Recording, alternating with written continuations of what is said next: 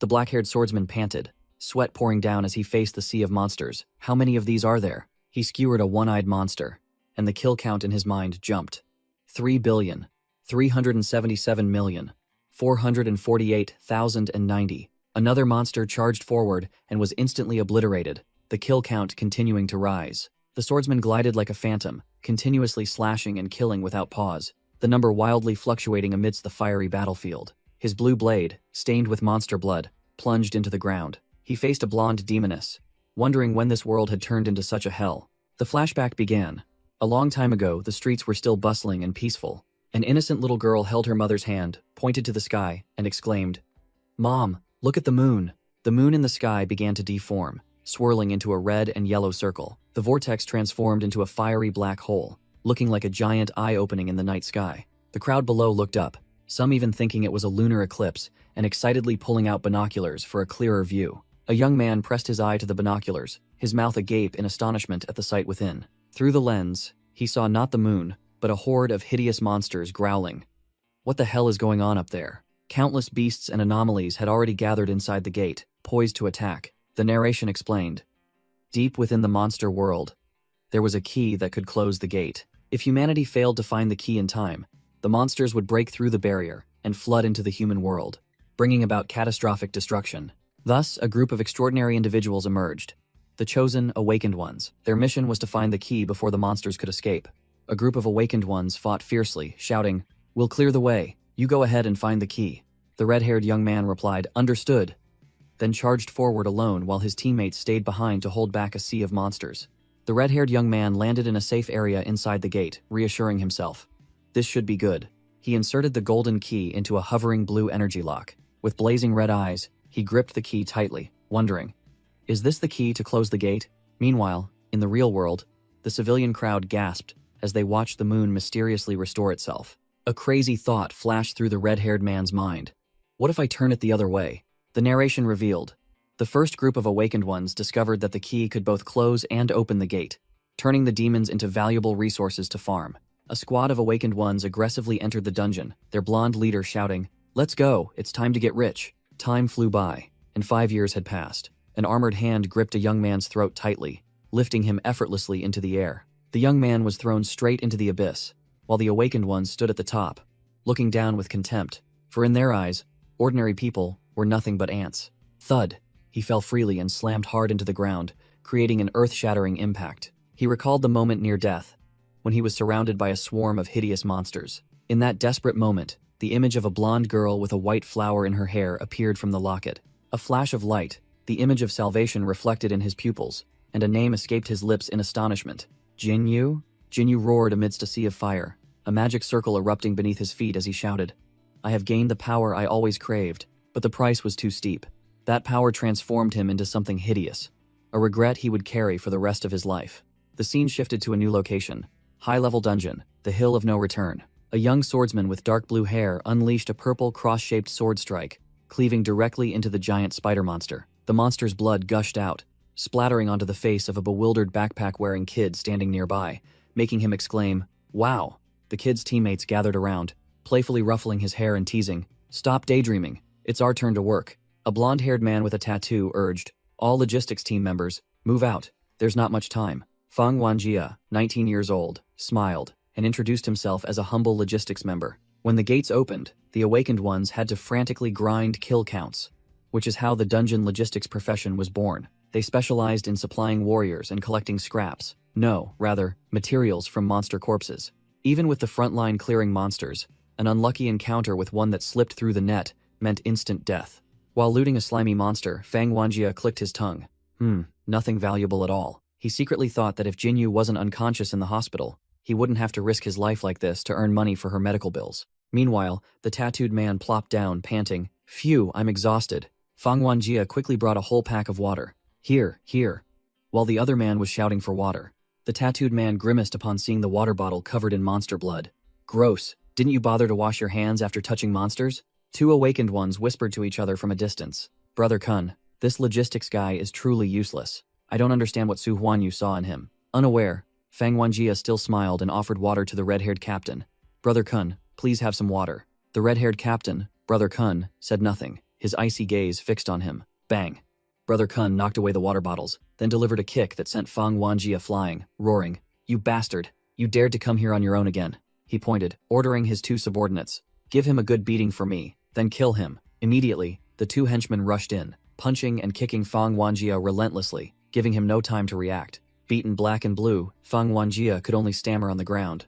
Why? Why are you hitting me?" Thwack! A military boot stomped directly onto his face. Brother Kun pressed his boot onto Fang Wanjia's head, his voice full of contempt. "You brat! You still dare to ask why? Do you want me to spell it out and humiliate myself?" Thud! He delivered a finishing stomp, leaving a long trail of blood on the ground amidst the cheers of his subordinates. Brother Kun is so mighty. Fang Wanjia was grabbed by his hair, his face bruised, but he still desperately asked, "Brother Kun, what are you saying? Is there some mistake?" The captain stood atop the cliff, looking down coldly, not bothering to reply. Brother Kun sneered, his voice full of sarcasm. "Ha ha, you really make me laugh. You're about to die, and you still dare to argue?" The captain roared, gripping Fang Wanjia's chin tightly. "Fang Wanjia, do you think I could be mistaken?" He unceremoniously threw Fang Wanjia towards the abyss. "If others knew a piece of trash like you dared to compete with me, where would I put my face?" Fang Wanjia screamed in panic as he plummeted into the bottomless abyss. "No, don't!" The scoundrels above looked down, laughing mockingly, and the captain added venomously, "Die like a coward. Su Huanyu only cared about him when that girl's eyes were eaten by dogs." To be sure, the captain crushed the golden key, determined to seal the dungeon and cut off all of Fang Wanjia's escape routes. Crash! Fang Wanjia plunged headfirst into the rocks, creating an earth-shattering impact. He lay motionless amidst the rubble, covered in blood, barely breathing. Suddenly, Fang Wanjia opened his eyes, unable to believe he was still alive after the fatal fall. But misfortune hadn't abandoned him. A gigantic, hideous monster appeared right before him, drooling profusely. Fang Wanjia was utterly terrified, his bruised body unable to move even a single finger. The monster gave him no time to recover, lunging forward and swinging its razor-sharp claws. The monster's pounce was aimed directly at the utterly helpless Fang Wanjia. All of a sudden, another monster charged out of nowhere, crashing directly into the attacker, leaving Fang Wanjia stunned. Am I saved? But no, this wasn't luck. The scent of his blood had attracted an entire swarm of monsters, as numerous as ants, pouring in, surrounded by an army of monsters of all shapes and sizes. Fang Wanjia desperately realized he was still gravely wounded. A smaller, octopus-like monster seized the opportunity and lunged to attack, making him scream. Pushed to his limit, Fang Wanjia grabbed the small fry monster with his bare hands, his eyes bloodshot. "Even a piece of trash like you dares to bully me?" Enraged, Fang Wanjia roared, "Get off me!" Then used all his might to hurl the octopus monster away. The monster was hit, its bloodshot eye rolling wildly. It shrieked miserably as a sharp rock embedded itself directly into its mouth. Fang Wanjia was stunned to see gigantic tentacles sprout from the injured monster. The small fry monster transformed into a colossal, mutated tentacle boss, standing towering before Fang Wanjia. Believing his life was over, Fang Wanjia could only watch helplessly as the boss's tentacles descended. Boom! The earth-shattering blow cracked the ground, mercilessly crushing Fang Wanjia. Coughing up fresh blood, a hole in his chest, he desperately realized there was no turning back. The medallion around his neck also shattered into pieces, falling hopelessly. Lying barely alive amidst the rubble, Fang Wanjia could only gasp for breath, awaiting death. The medallion sprang open, revealing the image of a blonde girl inside. Surrounded by hungry monsters, Fang Wanjia whispered an apology. "I'm sorry, Jinyu." He recalled his promise to earn enough money to take Jinyu to the hospital and find the best doctor. In his dying throes, he painfully admitted, "It seems I won't be able to keep my promise this time."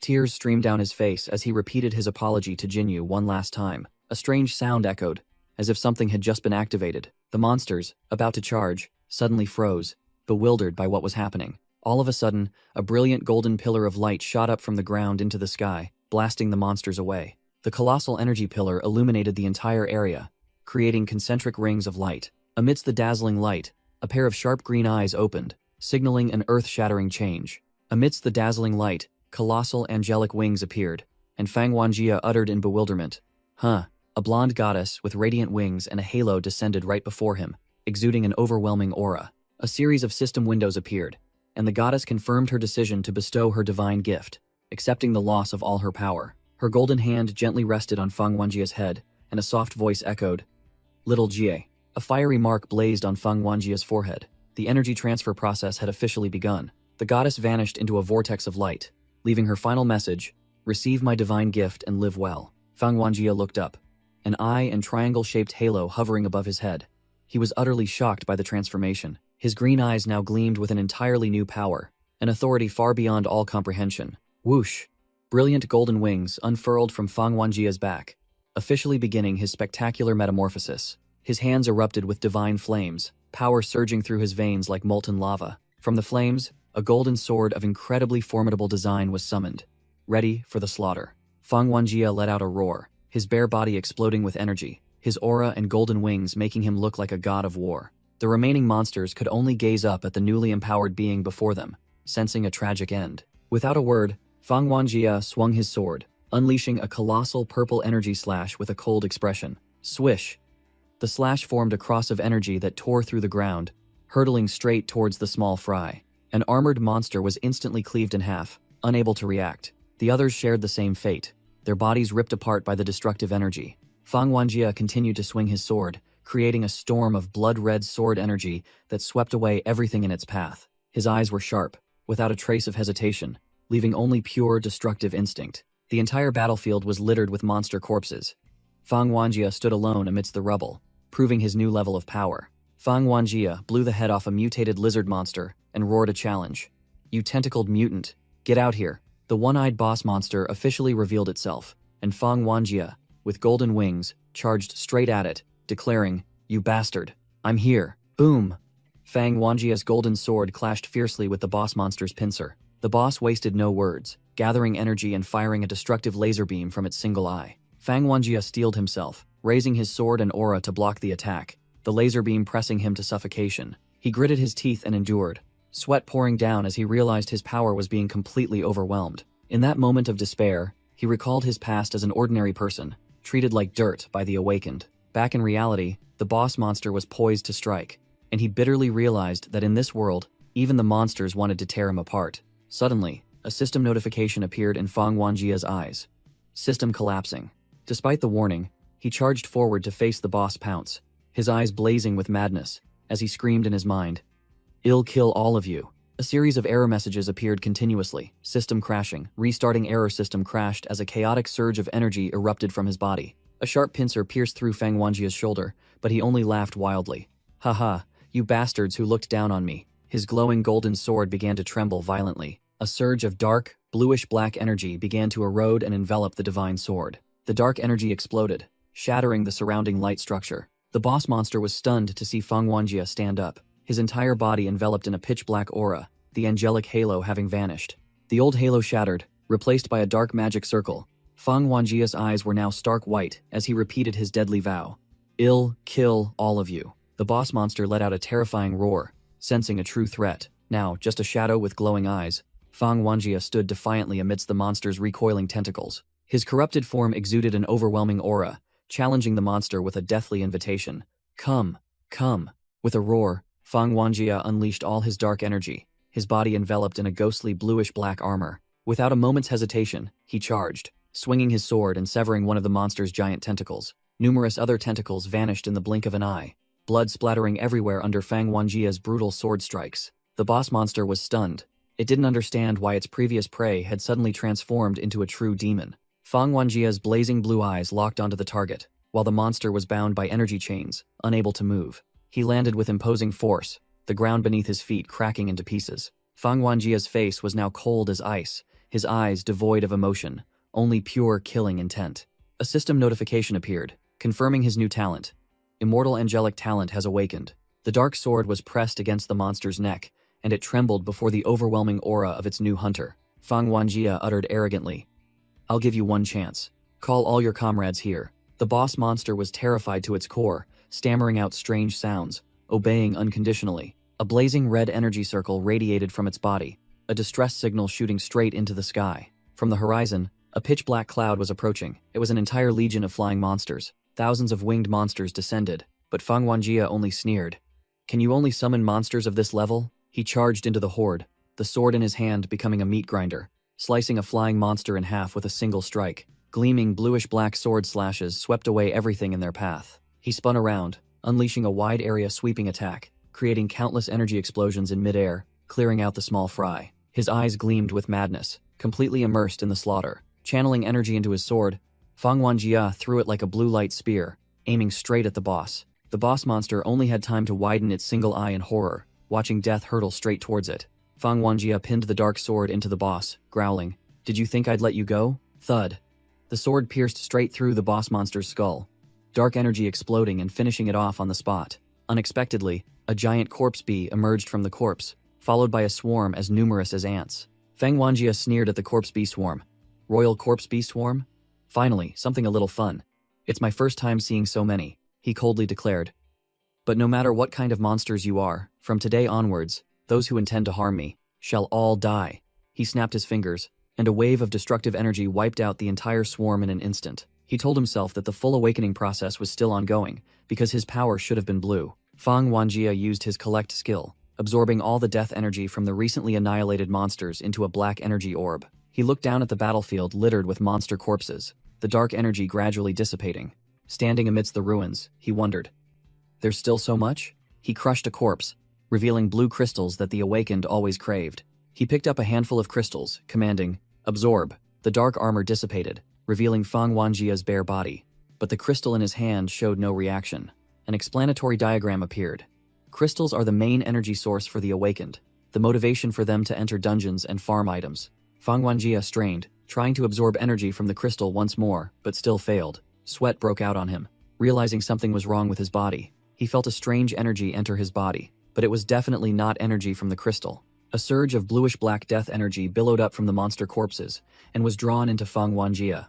He was stunned. Could it be the monster's death energy? He realized he could convert death energy into power. A shadow wolf appeared beside him, and he declared, "If so, I don't need crystals anymore." Fang Wanjia tore apart a monster, realizing a new truth.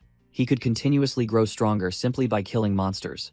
Standing atop a mountain of monster corpses, he confirmed that after learning this truth, he immediately returned. His eyes gleamed with determination. Now, taking revenge on Jiang Kun had become much easier. Fang Wanjia landed at the forest edge, where the dungeon gate once stood. He looked around the empty clearing in confusion, wondering, "Where's the gate?" On the ground, he discovered the broken golden key. Realizing the enemy's intention, did he want to trap him here forever? Fang Wanjia gritted his teeth, crushing the broken key in his hand and roaring, "I won't let you have your way, you bastard." He turned and walked away, accepting the truth that before finding a way out, the only thing he could do was grind for power. Time fast-forwarded.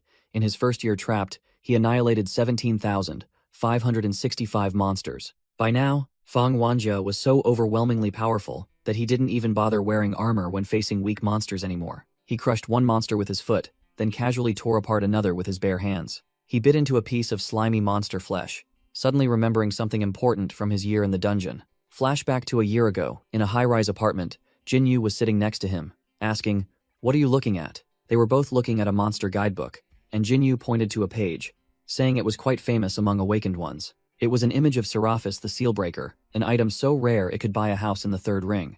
Jinyu explained that it lived in an endless sea, appearing when the world inside the gate restarted and created the key. Fang Wanjia wondered about the restart, and Jinyu explained that it happened when all monsters in the dungeon were annihilated. Back in reality, Fang Wanjia stared at the monster corpse in his hand, his mind racing. If Jinyu's words are true, he realized the only way to escape from here was to wipe out all the monsters in this dungeon. The montage of frantic grinding continued. Second year, 386,170 kills. Third year, 1,588,702 kills. Monster corpses piled up like mountains. Fang Wanjia lay amidst a pile of bones, panting after the endless battle. He was exhausted, thinking to himself, "Why do I feel like I can never kill all the monsters here?" Amidst a sea of blood and corpses, something colossal was emerging from the shadows. Countless blood-red eyes glowed brightly in the night. A true monster legion was lurking. Fang Wanjia realized this sea was the source of the endlessly spawning monsters. He suddenly realized something. His expression changed, as if a horrifying truth had just been revealed. A colossal purple S-rank monster emerged, and he muttered that after 10 years, the monster's levels were getting higher and higher. Fang Wanjia roared, summoning his dark armor as blue energy erupted. Crash! He was punched away by the S-rank monster, slamming straight into the cliff face. Taking a critical hit, he told himself, "A single moment of carelessness means certain death." He shot out of the rubble like a blue arrow, aiming straight at the enemy. The S-rank monster opened its mouth to bite, but Fang Wanjia charged straight into its maw. Slash! A colossal spray of blood erupted. Fang Wanjia was panting heavily, his face covered in blood after taking down the massive creature. Severely wounded in the abdomen, he propped himself up with his sword and briefly thought, "Sometimes I just want to die and get it over with." But reality was harsh. A new horde of monsters, as numerous as ants, swarmed out to surround him. Thinking of Jiang Kun's face, his rage erupted, absorbing all the death energy from the surrounding monster corpses. He also thought of Jinyu waiting for him, clenching his fist, determined to survive. Standing atop the mountain of corpses, Feng Wanjie declared his ultimate goal, to wipe out everything and capture Seraphis the Seal Breaker at all costs. Feng Wanjie's eyes were bloodshot, screaming in his mind, "I must escape from here at all costs." Time flowed to the 20th year. Feng Wanjie, exhausted, knelt amidst a desolate forest, bitterly admitting, "This year, I haven't even killed a single monster." The reason was simple. In this entire dungeon, only one final boss remained, a colossal griffin attracted by the treasure tree, turning this place into a perfect ambush point. What a great opportunity. Feng Wanjie's dark energy erupted as he shot into the air, aiming straight for the monster. Whoosh! A blue sword slash tore straight into the griffin's head, red blood splattering, but it was useless. The monster's wound automatically healed as if nothing had happened. The griffin roared, swinging its colossal claws in retaliation. Feng Wanjie was knocked far back, muttering irritably, "Couldn't kill it for an entire year, it's truly a damn nuisance." The griffin suddenly tensed its body, its entire form emitting a brilliant golden energy, preparing to unleash its ultimate move. Boom! A colossal energy explosion blasted Feng Wanjie far away. The monster hovered in the sky, and below it was a dense matrix of seething energy circles. Feng Wanjie looked up, his face darkening. Damn it! That move again! He gritted his teeth, bitterly telling himself, "I'm truly useless." For an entire year, he was constantly pursued and attacked by this very technique. The energy spheres rushed closer and closer with terrifying speed. Feng Wanjie tensed his body, preparing to endure the full barrage. He was enveloped in a colossal energy sphere, seemingly in defense. The griffin looked down with cunning eyes, smirking. Hey, I was just waiting for you to go on the defensive." Feng Wanjie hovered in the air, directly above the deadly energy matrix. Boom! Countless energy pillars erupted simultaneously from the ground, piercing his body without mercy. Boom! Feng Wanjie was impaled by countless energy pillars. Exploding, the griffin roared with delight. "As an opponent, you satisfy me." Feng Wanjie replayed the battle in his mind, admitting that this griffin was nearly invincible in magic, speed, and strength. He gritted his teeth, his face covered in blood, bitterly realizing this was the only S-class monster he had ever encountered. The boss assumed a superior air, tempting him. "Become my slave, and I might spare your life." It boasted of its destructive array of skills, roaring. "What do you think? Agree or not?" Feng Wanjie, his entire body emanating dark energy, replied coldly. "You truly are a high-level monster, even knowing how to interrogate humans." But he growled, his face distorted by dark power. "However, can I still be considered human now?" The griffin flew into a rage, bellowing, "You dare to mock me when death is at your doorstep." It launched a massive pink energy attack, determined to crush Feng Wanjie. But Feng Wanjie stood firm amidst the storm, realizing, "When I was on the brink of death, the dark wave within me was activated," he declared arrogantly. "For a short period, all attacks are ineffective against me." He slashed the griffin, further explaining his trump card. "And I can inflict damage that prevents all types of monsters from self-healing." He smirked, his gaze sharp. "You shouldn't have given me a chance to breathe just now," he commanded decisively.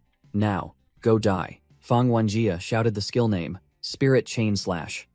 An energy collar tightly locked onto the griffin, leaving it bewildered. Whoosh! A blue sword streak flashed past, and the griffin's head flew into the air, blood gushing out. The boss's colossal corpse crashed to the ground, and Feng Wanjie stood there, coldly observing his achievement. He stood upright, the dark energy gradually dissipated, and he declared, "The new beginning has commenced." A massive blue light swirled above his head, signaling that the dungeon gate had finally opened. Feng Wanjie's eyes reflected the blue light from the newly opened dungeon gate. Inside the energy vortex, a blue humanoid entity was hovering. Feng Wanjie's eyes widened, and he shouted a name. "Seraphis!" Crash! He landed on the cracked ground, dark energy still surging. Feng Wanjie knelt down, looked up at the sky, his dark blue hair flaring up like a ghostly flame. The energy entity Seraphis floated in the air, facing Feng Wanjie and his dark wings. Without a moment's hesitation, Feng Wanjie flew straight toward Seraphis with overwhelming momentum. His dark hand touched Seraphis's pure energy body. Feng Wanjie's entire arm sank deep into the entity as if passing through water. Feng Wanjie was completely absorbed into Seraphis's core, appearing as if trapped within an energy sphere. The entity Seraphis, in the shape of a giant ring, could only stare blankly at the intruder. Inside, Fang Wanjia commanded roughly. Don't move. Give it to me quickly, he roared, his face filled with madness. Hurry, give me the key. Seraphis seemed confused by his violent demand. Seraphis's energy body began to convulse, distorting into a chaotic mess. It disintegrated and twisted into swirling energy ribbons, losing its original form. Blue energy enveloped Fang Wanjia, forming a pair of angelic wings and an intricate symbol. Whoosh! A brilliant golden key shaped like a crown appeared in his hand. Fang Wanjia laughed through tears, clutching his prize tightly. Haha, I finally got it. The scene shifted to a desolate land. Arid mountains under a blazing red sky, signaling a new challenge. A dazzling golden pillar of light tore through the sky, striking the ground like a judgment blow. In the middle of a giant crater, Fang Wanjia woke up, gasping for breath after escaping hell. He looked around blankly, wondering, have I returned to the real world? Seeing the desolate landscape devoid of people, he began to doubt. Why is there no one here? Am I still in the dungeon? Roar! A giant, wild boar monster suddenly charged out of the shadows, intending to make him its dinner. A warrior's reflexes were still present. He raised his arm to block the attack just in time, blood gushing from the sharp claw marks. Damn it, he growled, annoyed that monsters were still lurking. Didn't I clear the entire dungeon? Without a word, he delivered a chopping heel kick straight to the monster's head, with terrifying force. The wild boar was instantly defeated, collapsing to the ground unconscious. Huh, just a wild boar? He looked at himself again, disappointedly realizing his power had plummeted drastically.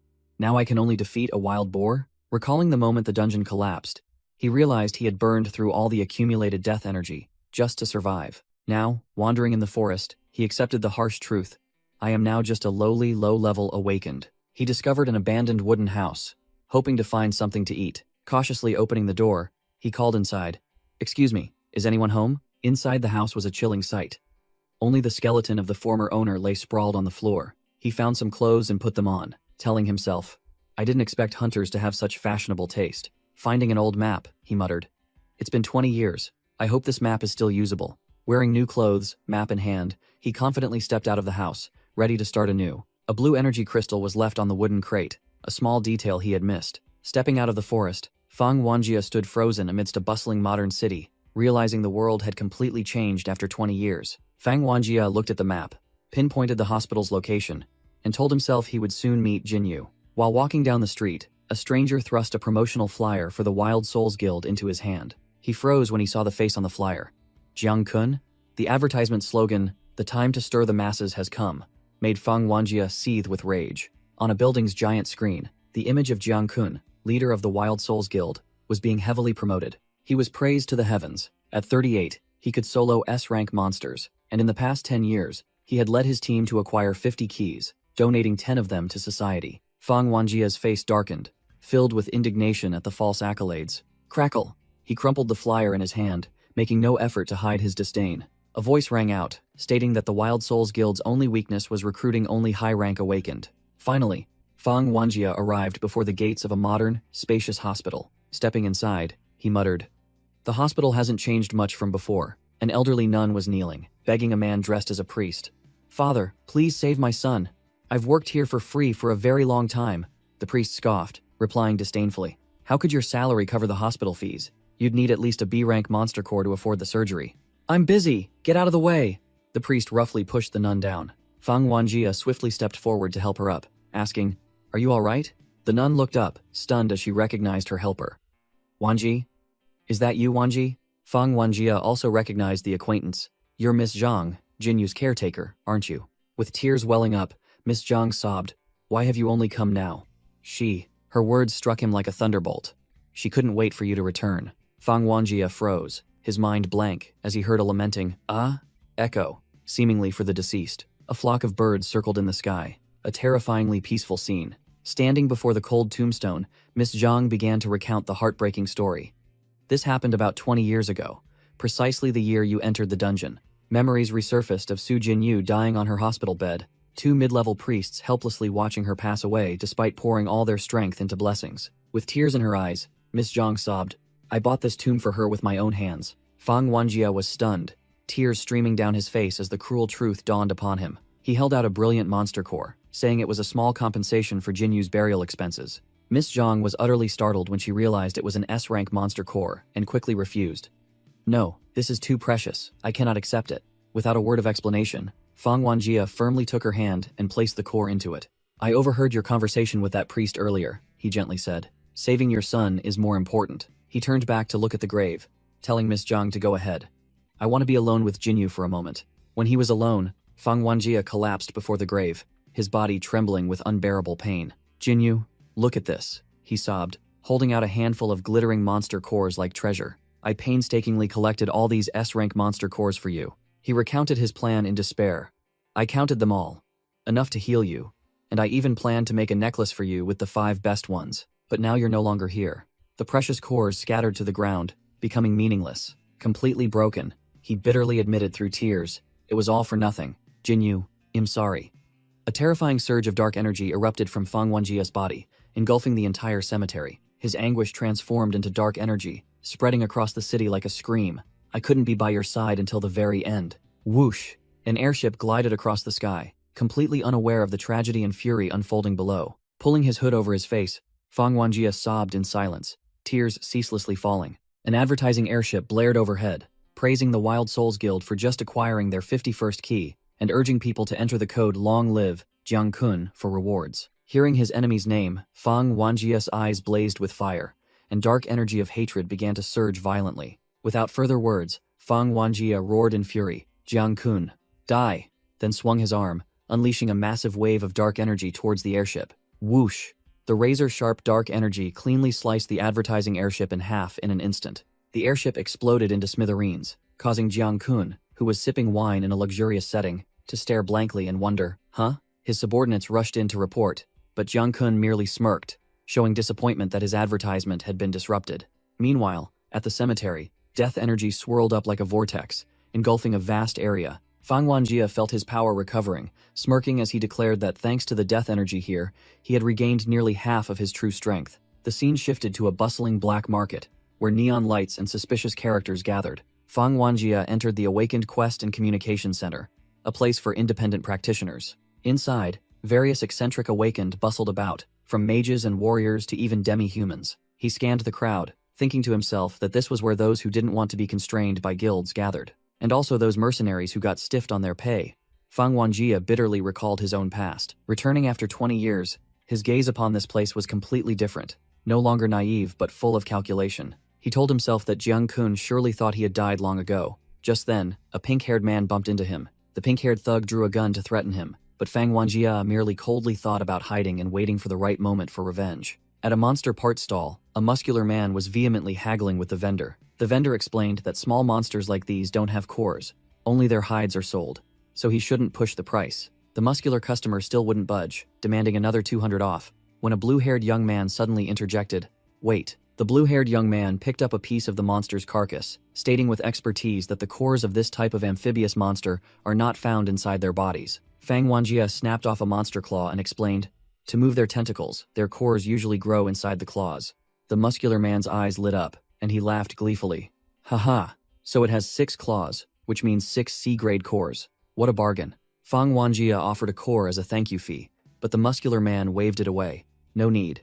I want to ask you for another favor. Fang Wanjia looked straight into his eyes, getting straight to the point. I heard you're about to enter the dungeon. Can I come with you? The muscular man immediately grew wary, questioning. Civilians only ask for money. Why do you want to enter the dungeon? Fang Wanjia fabricated a reason about researching monster species, while thinking to himself that these low-level awakened ones wouldn't believe him if he told the truth about needing to absorb death energy. The muscular man asked directly, "What's your innate talent, buddy?" Fang Wanjia replied calmly, with a hesitant voice. "I don't have one, but I'll handle the support role." Just then, a long-haired swordsman shoved Fang Wanjia's shoulder quite painfully and snorted coldly. The swordsman glanced sideways with a look of disdain. Trash without an innate talent should just run errands for a guild. At least you won't die. The muscular man quickly explained, putting an arm around his teammate's shoulder. Don't mind his harsh words. A small team of 3 to 5 like ours can't carry an ordinary person. He even illustrated with a scene of an expedition team torn apart by monsters just because a weak member was dead weight for the whole team. Fang Wanjia completely ignored the taunting, his face expressionless. Suddenly, he pointed at the swordsman's bandaged arm. "What happened to your arm?" The muscular man burst out laughing, recounting that the swordsman had tried to show off during the guild entrance exam but overestimated himself, which is why he got injured. Fang Wanjia looked at the bleeding wound, stating like an expert, "This isn't an ordinary wound. It's also poisoned by a demonic insect. To cure it, you'd need at least half a B-grade core. The swordsman tilted his head up, challenging. Oh, you talk as if you can cure it yourself, huh? Fang Wanjia only smirked mysteriously. He turned to the vendor. Sir, please give me a piece of that monster's claw. He handed the claw piece to the bewildered swordsman. Chew it, then swallow. It turned out that making the swordsman eat the claw was just a diversion. Meanwhile, Fang Wanjia had secretly channeled dark energy to break down the toxin structure in his body. The arrogant swordsman removed his arm bandage, gaping in astonishment when he saw the wound had completely healed. Oh, it's healed? The muscular man slung an arm around Fang Wanjia excitedly, laughing loudly. Haha, who wouldn't want a scholar like you? Welcome to the team. The team walked into an alley, and the muscular man still cautiously instructed. To be safe, let's find one more person with an innate talent before entering the dungeon. A faint red aura followed Fang Wanjia, and a voice echoed, It's him. He's wearing that jacket. The blonde archer stealthily pulled out his phone, dialing a number saved as Big Boss. The archer broke into a sweat when the other end of the line snapped. What? You found my son? He stammered quickly. No, but I have important intelligence. He glanced at Fang Wanjia and reported over the phone. I found a guy wearing your son's jacket. That's right. The scent on him is definitely your son's. The archer wore a sinister smile, his eyes gleaming with malice. He continued into the phone with a chilling tone. Or rather, the scent of your son's corpse. The big boss ordered from the other end of the line. Follow him. Report immediately if anything new happens. The archer immediately obeyed. Understood. The archer hurriedly ran after the group, feigning a casual question to the muscular man. Wait, does your team still need members? He confidently showed off his innate talent. My innate talent is enhanced senses. I am an archer. The muscular man tapped the sword-shaped emblem on his belt, laughing heartily. Haha, it seems we have a full team now. The muscular man summoned a flaming greatsword from the emblem, shouting loudly. Finally, all 5 of us are here. Let's go, team. Fang Wanjia stood behind, casually wondering. 5 people? Including me? Aren't there only 4? The team entered a small forest, where a girl in a horned red cloak was waiting.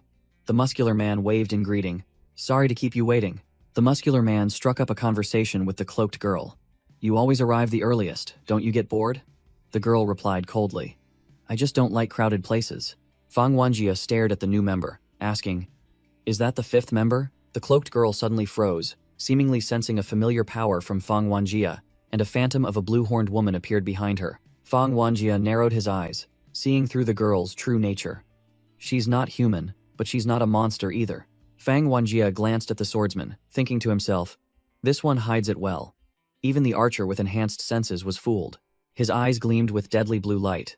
40 million monsters farmed isn't a joke. But you can't fool me. He watched the cloaked girl walking among butterflies and noticed something strange. But there's no killing intent at all. First time encountering this type. The muscular man held up the dungeon key, shouting loudly. Is everyone ready?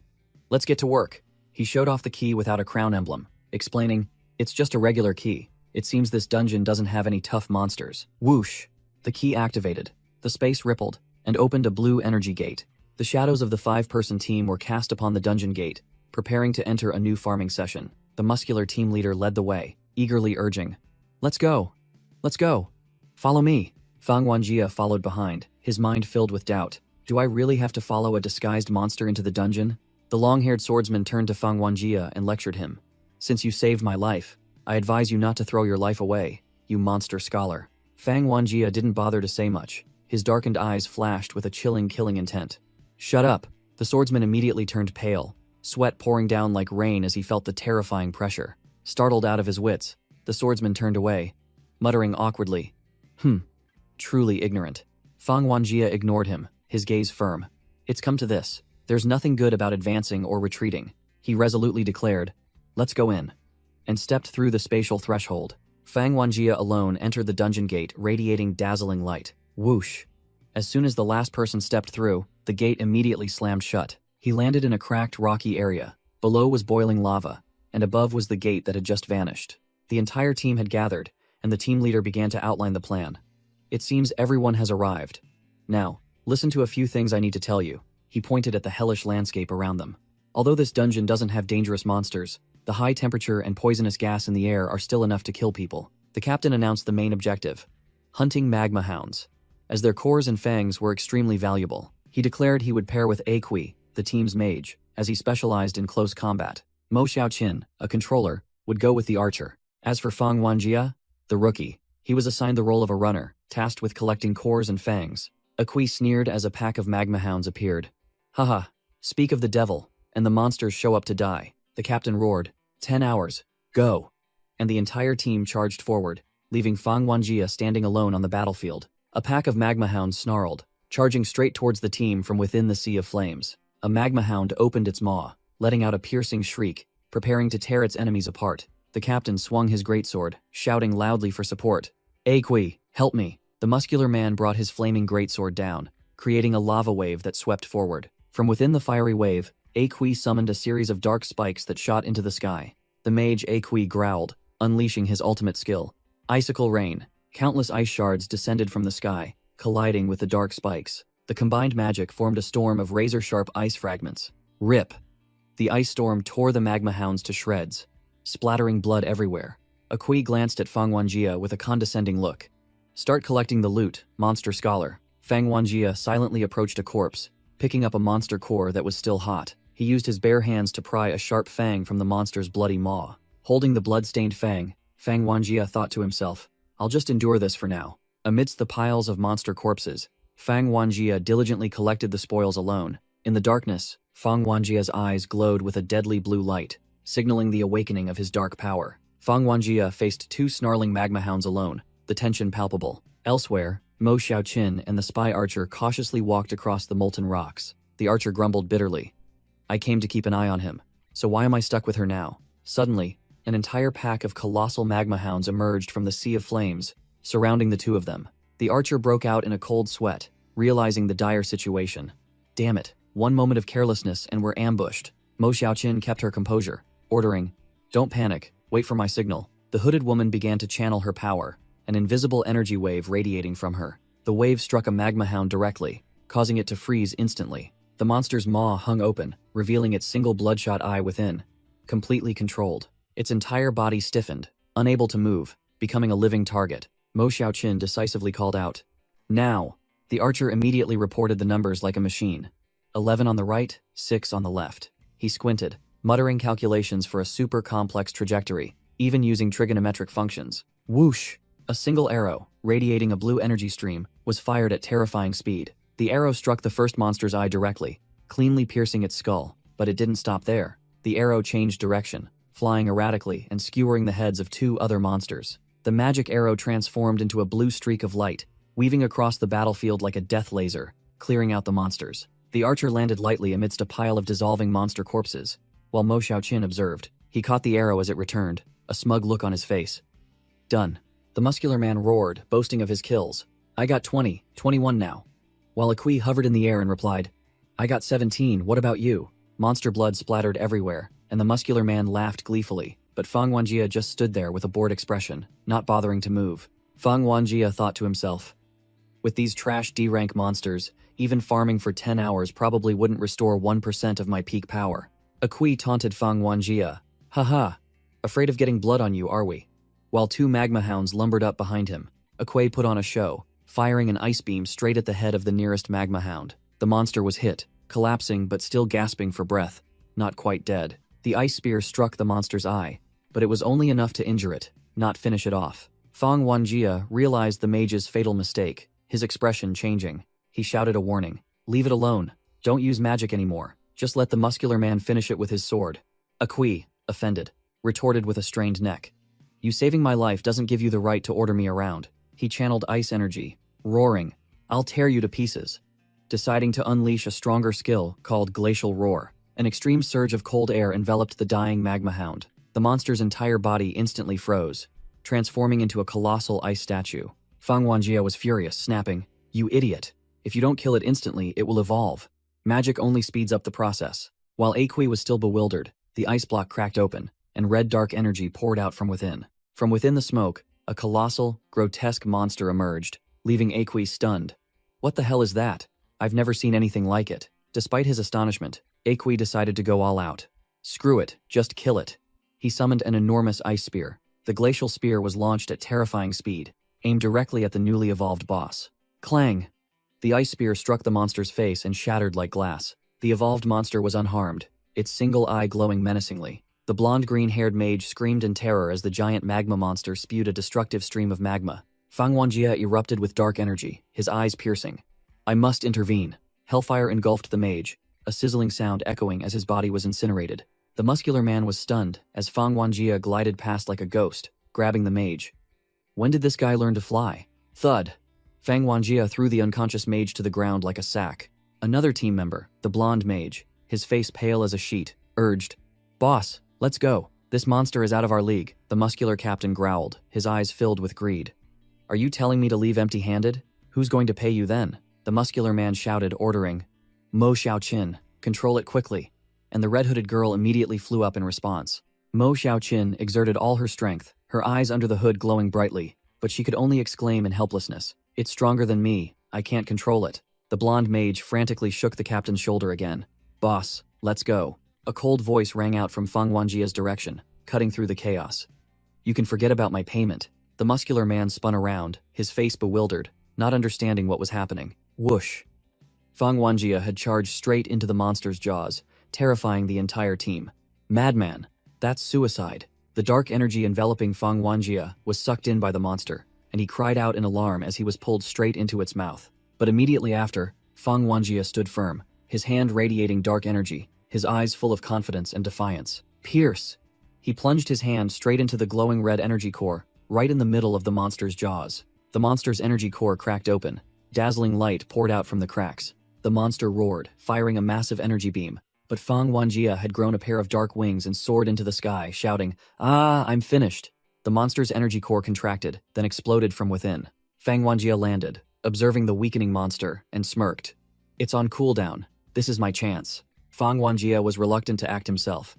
His finger twitched slightly, and a stream of purple dark energy began to form. Suddenly, Akui found his body enveloped by dark energy, his face blank, not understanding what was happening. The dark energy gathered into a sharp point right in front of Akui, forcing him to look straight at it. A massive, overwhelmingly powerful dark sword automatically formed in Akui's hand, making him cry out in terror. "What the hell is this? Where did it come from?"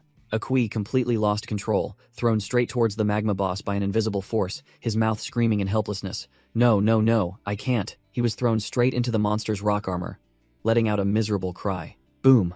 A terrifying explosion engulfed both Akui and the boss, the dark power tearing through the magma defenses. The monster's diamond-hard armor shattered into pieces under a single blow. Fang Wanjie appeared, his face looking slightly tired, and muttered, "Tisk. Controlling others with death energy is so difficult.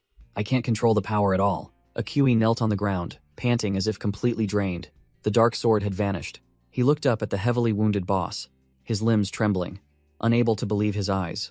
Did I do that?" The muscular captain walked over, patted Akui's shoulder and laughed loudly. "Haha, so you were still holding back. You really scared me for a moment." Akui broke out in a cold sweat, his face pale as he heard his boss praise him. "The stronger the enemy you face, the more formidable you become." "Ha, ha ha." Standing from afar, Fang Wanjie smirked mockingly, thinking to himself, "And he's taking credit for that?" The mission concluded, the captain slung an arm around another team member, boasting, "A 10-hour mission, and we finished it in 3 hours, what now?" The captain suddenly grew serious. "Actually, I'm thinking about something." He held out a skull-shaped key. "The reason I bought this key so cheaply is because many people have died in that dungeon." A new dungeon gate appeared, looking like a giant, deadly skull-shaped cave. Inside, there's an unexplored cave. No one who has entered has ever returned. The captain turned to look at Akui with expectant eyes. "But if Akui can defeat a B-rank monster, do we want to go in and check it out?" This made him speechless with fear. Meanwhile, Fang Wanjie just stood silently in a corner, his finger idly playing with a stream of dark energy, clearly attracted by this new dungeon. The muscular captain slapped Akui's shoulder, laughing heartily. "Big Brother Tui has decided, let's go, brothers." The entire team entered the skull-shaped dungeon gate.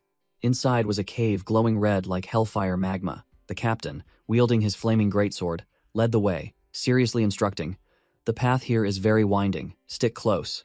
As soon as he turned his head, he saw no one. His face bewildered, he asked, "Huh? Where did everyone go?" It turned out the whole group was clinging tightly to Akui like barnacles. The captain also quickly grabbed him. "Never mind, just stick with Big Brother Kui and we'll be fine." Meanwhile, Fang Wanjie had already separated from the group at some point, silently entering another dark passage alone. He analyzed the situation calmly. The monsters in the cave usually wait for people to enter before blocking the exit. so they must be ambushing in the side passages. As soon as he finished speaking, countless sharp slashes tore through the ground. A small dark figure with glowing eyes peeked out from behind a rock, secretly observing Fang Wanjie. A strange brown-haired man appeared from the shadows, smiling sinisterly. I want to talk to him alone now, and no one will see. Fang Wanjie merely glanced, his face bored. He replied, "Oh." Suddenly, a horde of gigantic, horned, rock-armored monsters with blood-red eyes appeared, surrounding Fang Wanjie. The brown-haired man turned pale with fear, muttering, "At this level, even a B rank awakened would be wiped out. Damn it. I just found a clue. Slash." Before he could react, the entire horde of monsters was sliced into 100 pieces in the blink of an eye. The brown-haired man froze, his mouth agape and eyes wide, not understanding what the hell had just happened. A stream of blue sword energy grazed the face of a monster, so fast that it didn't even realize it was about to die. Crash, crash, crash. The entire horde shattered like pottery under an invisible force, without any resistance. Fang Wanjie stood in the middle of the battlefield, blue dark energy swirling around him. "I need enemies like you, otherwise who knows when I'll recover my death energy." From the deep darkness, a gigantic, glowing red eye slowly opened, signaling the appearance of the final boss. A gigantic monster, engulfed in raging flames, stood towering before him, but Fang Wanjie merely smirked. Finally, something interesting. The fire boss roared, launching a hellfire punch straight towards Fang Wanjie. It continued to spew a destructive volcanic flame stream, determined to incinerate everything. Fang Wanjie calmly raised his hand, and a blue dark energy vortex appeared, blocking the flames. The dark energy orb began to swell, devouring the boss's entire attack. Boom! The dark energy orb easily absorbed the flame stream, remaining unscathed. Fang Wanjie smirked, his eyes full of challenge. "Is that all you've got? Are you looking down on me?" He channeled his energy, and the dark energy orb in his hand erupted with power, crushing the fire boss. The giant dark energy orb enveloped the monster, draining its life force as it struggled helplessly. The dark energy exploded, and the boss was officially annihilated. Elsewhere in the dungeon, the muscular man and the blonde mage were startled by the tremor. What the hell is going on? A dark energy orb shot straight into a rocky mountain, causing a terrifying explosion. Dense black death energy from the monster corpses began to gather. All the death energy was drawn towards Fang Wanjie, making him look like a god of death harvesting souls. The spy archer hiding nearby broke out in a cold sweat, muttering his report. "That bastard was hiding his true strength. Boss Zhang, the one who killed your son, is an opponent I cannot handle." Fang Wanjie suddenly spun around, his sharp gaze sweeping towards the spy. "Who's there?" The archer's heart pounded, his face turned pale. "Damn it, he saw me." Fang Wanjie dashed forward with terrifying speed, leaving a blue blur in his wake, even slicing through magma. The archer panicked. He could only cover his head in resignation as he saw the protagonist charging. "It's over.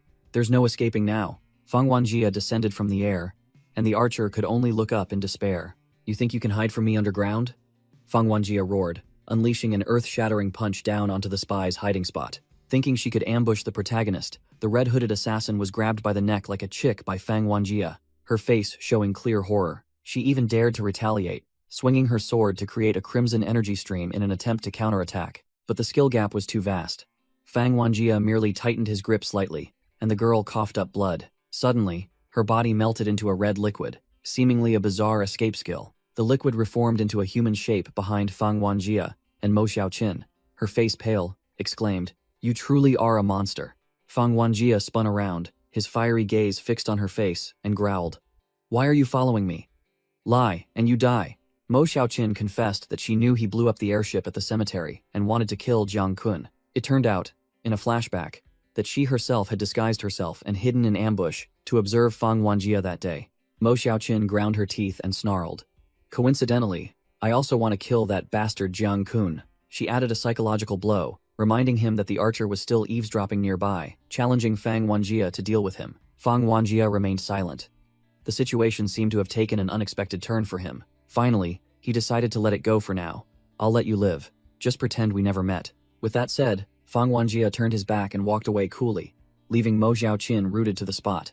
Leaving the battlefield, Fang Wanjie bent down to collect the loot, while Mo Xiaoqin still watched from behind. She curiously asked what he was doing, still reeling from her narrow escape from death. Fang Wanjie raised a monster core and calmly replied like a true support class, "I'm a support, so of course I have to collect cores, don't I?" 5 hours later, the Muscular Man's and Aqui's team casually entered the cave, and one of the team members flattered that Aqui's presence alone had scared the monsters away.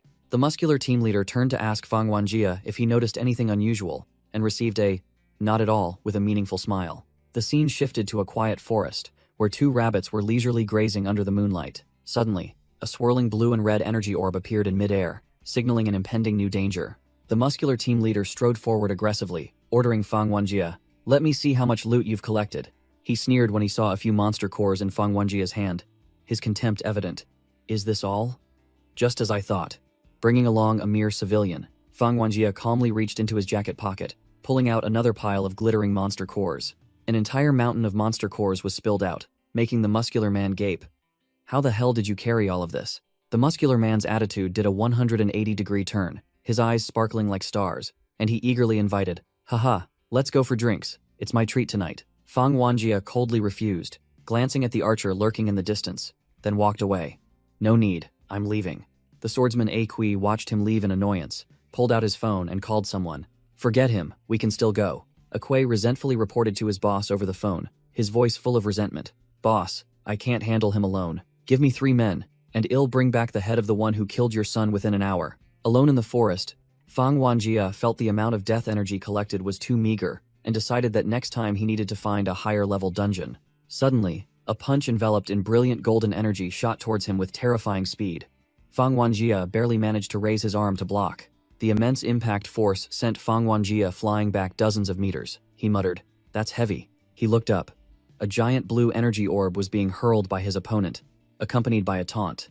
"You think just because you also use death energy, you can confront me directly?" But as soon as the energy orb touched an invisible shield, it was completely absorbed by a golden, ancient rune magic circle. Fang Wanjie looked at the death energy in his hand and began to realize something was wrong.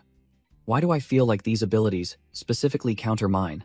A 3-person squad appeared, a monk activating a magic formation, an assassin woman with red skeletal wings, and a rather arrogant-looking thug. The archer stepped out from somewhere and sneered. "Heh, you surprised me in the cave. So I called in some specialists to specifically deal with you." He drew his bow, knocking a strangely designed arrow. The archer aimed straight at Fang Wanjie and confidently declared, "Don't worry, I won't kill you. I'll just break your arms and legs." Whoosh! The arrow shot forth with wind-rending speed, gouging the ground along its flight path. The arrow stopped right in front of Fang Wanjie, but he merely stood still, his hair and eyes flaring with a blue aura, preparing to activate slaughter mode. The monk began chanting, a glowing golden circle of ancient runes surrounding his hands. The orange-haired thug was startled when he saw the target vanish. "Huh? Where is he?" Suddenly, a massive red magic circle erupted beneath Fang Wanjie's feet, binding him in place. The monk completed his hand seals, activating a support skill for his teammates. Frenzied arrow rain. The archer's arrows were enhanced, duplicating into a storm that rained down, pinning Fang Wanjie to the ground. Invisible energy threads tightened around Fang Wanjie, attempting to tear his body apart. The archer fired another arrow, challenging, "Try dodging this." A mere novice daring to show off. Fang Wanjie tilted his head, catching the terrifyingly fast arrow cleanly between his teeth. But the archer merely sneered, a detonator already in his hand. It turned out to be a trap. The arrow exploded into a blinding sphere of light, and he yelled, "This magnesium oxide arrow was specially made for you." Fang Wanjie was hit directly in the face by the intense light, muttering, "I'm completely blind." Seizing the opportunity, the female assassin unleashed her skill, a giant skeletal hand made of red energy lunging at the disoriented Fang Wanjie. She showed admiration. To last this long before being caught, this fluffy-haired guy is quite impressive. The archer instructed the thug, named Sheng Ti, "Keep him alive, don't hit him too hard." Sheng Ti smirked savagely. "Don't worry." He activated his weapon, a pair of glowing mechanical gauntlets covering his fists. Sheng Ti charged forward, unleashing a devastating punch at Fang Wanjie, growling, "But I can't guarantee he'll still be able to speak." Just before the punch landed, Fang Wanjie spat out a small, pitch-black object, spinning like a bullet. Crack! Sheng Ti's high-tech gauntlets shattered, blood splattering from his arm in utter astonishment. Sheng Ti let out a miserable scream, his mangled arm lying in a pool of blood. Crack! Fang Wanjie tensed, shattering the red bone cage that bound him. The skeletal winged assassin's eyes widened, unable to believe the sudden turn of events. She gritted her teeth, trying to exert her power to regain control of the dark energy slipping from her grasp. Fang Wanjie, now erupting in a surge of purple dark energy, sneered contemptuously. "You dare challenge me with such meager spiritual power?" With that, he unleashed a lightning kick to her side, roaring, "Stop messing around." The female assassin coughed up blood, taking the full force of the devastating kick and nearly losing consciousness. The bald monk quickly formed hand seals, and a glowing golden magic circle with ancient runes appeared. Divine Step Teleportation. The archer's arrow was blocked by the magic circle, and Fang Wanjie clicked his tongue in annoyance. Tisk, this trick again. I've lost my patience with you all. Fang Wanjie roared, swinging his fist directly at the defensive magic circle. Wham! His fist tore through the defense like paper, smashing the monk's jaw. From a distance, the archer still held his firing stance, not yet realizing his teammate had been thoroughly defeated. With a whoosh, Fang Wanjie appeared right in front of the archer, his hand grabbing the man's head. The archer froze, horrified as he watched Fang Wanjie's hand gripping his bow. He used both hands to snap the bow in half, without expending any effort. Crack! The high-quality bow was effortlessly broken in two. The archer broke out in a cold sweat, his face pale as he thought. He broke my 400-pound bow without even blinking. Fang Wanjie grabbed the archer by the collar, his icy gaze fixed on the man's face. He lifted the man off the ground, commanding, "Speak, who sent you?" While the other only struggled and screamed to be let down. Fang Wanjie glanced at the defeated opponents, muttering that if this involved Jiang Kun, he would have to clean up the whole bunch to silence them. He twisted the archer's ear, his voice full of sarcasm. "Heh, don't you know whose clothes you're wearing?" Fang Wanjie growled, revealing the reason. "You killed the big boss, son, and now you're playing dumb?" Meanwhile, the original owner of the jacket grimaced, thinking, "When I picked up this jacket, I never expected to get into this much trouble." Without further ado, Fang Wanjie threw the archer aside and commanded, "Which big boss? Take me to him."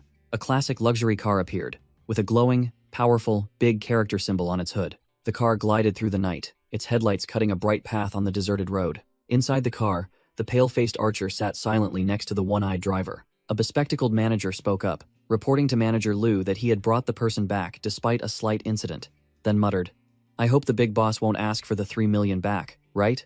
Manager Liu snapped, warning that the big boss had specifically ordered no talking until they reached the manor. "So shut up." The archer broke out in a cold sweat, hastily obeying mechanically. "Oh, understood." The car approached the gate of a massive manor, its headlights illuminating the sturdy iron gate. The gate slowly opened under the starry night sky, welcoming the car inside. With a whoosh, the car sped through the gate, entering the vast grounds within. Slam!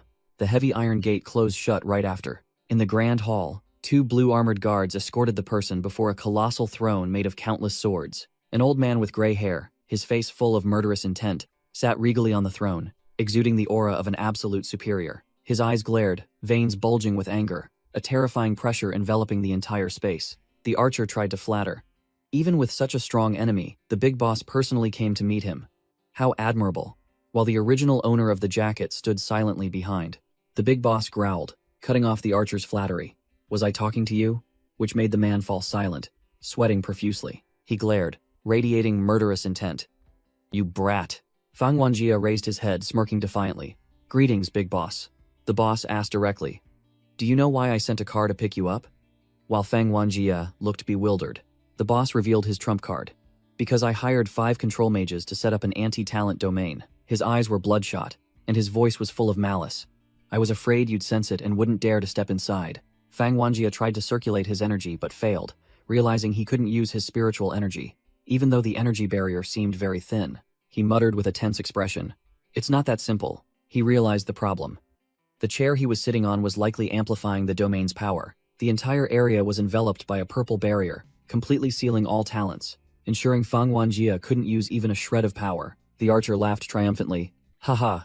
Surprised, aren't you, punk?" He boasted about his achievement. "Manager Liu in the car signaled me not to speak, so I used my enhanced senses to message the boss on how to pinpoint you with the phone in my pocket." The boss rose from his throne of swords, taking imposing steps towards Fang Wanjie. The boss and Fang Wanjie stood face to face, the old boss's presence completely overwhelming. He grabbed Fang Wanjie's collar and roared. "Then, answer me, truthfully. Who sent you to kill my son?" Fang Wanjie calmly replied, "Honestly, I didn't kill anyone. As for this jacket?" The archer lost patience, rushing forward, intending to break the young man's leg. "Still running your mouth, huh? Do you think I won't cripple your legs?" Fang Wanjie's blue eyes flashed with a cold, dangerous light. Whoosh! The black-haired young man vanished in a blur, lunging straight towards the boss to his utter surprise. The archer shrieked in agony as his hand was crushed. Fang Wanjie growled, completely out of patience. "You guys dragged me into this misunderstanding, and I've had enough." Bang! The young man unleashed a devastating kick, sending the archer flying and shattering the ground. As soon as he dealt with the archer, Fang Wanjie immediately felt countless red laser sights fixed on him. The boss paid no mind, continuing to interrogate with a barrage of laser sights aimed at him. You still haven't answered me. Did the Black Dragon Gang send you? Fang Wanjia looked exasperated, trying to explain. No. Listen to me first. The young man yelled in desperation as the boss continued to list his enemies. No. I told you I just picked it up by chance. The boss lost patience and roared. Still running your mouth. You're so shameless you dare to wear my son's jacket. He gave a decisive order to the sniper team. Shoot.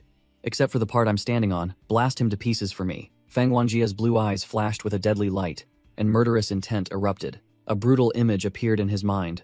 A scarred conqueror, standing on the corpses of his enemies. Suddenly, Fang Wanjia lunged forward, using his body to shield the boss himself, leaving the old man stunned.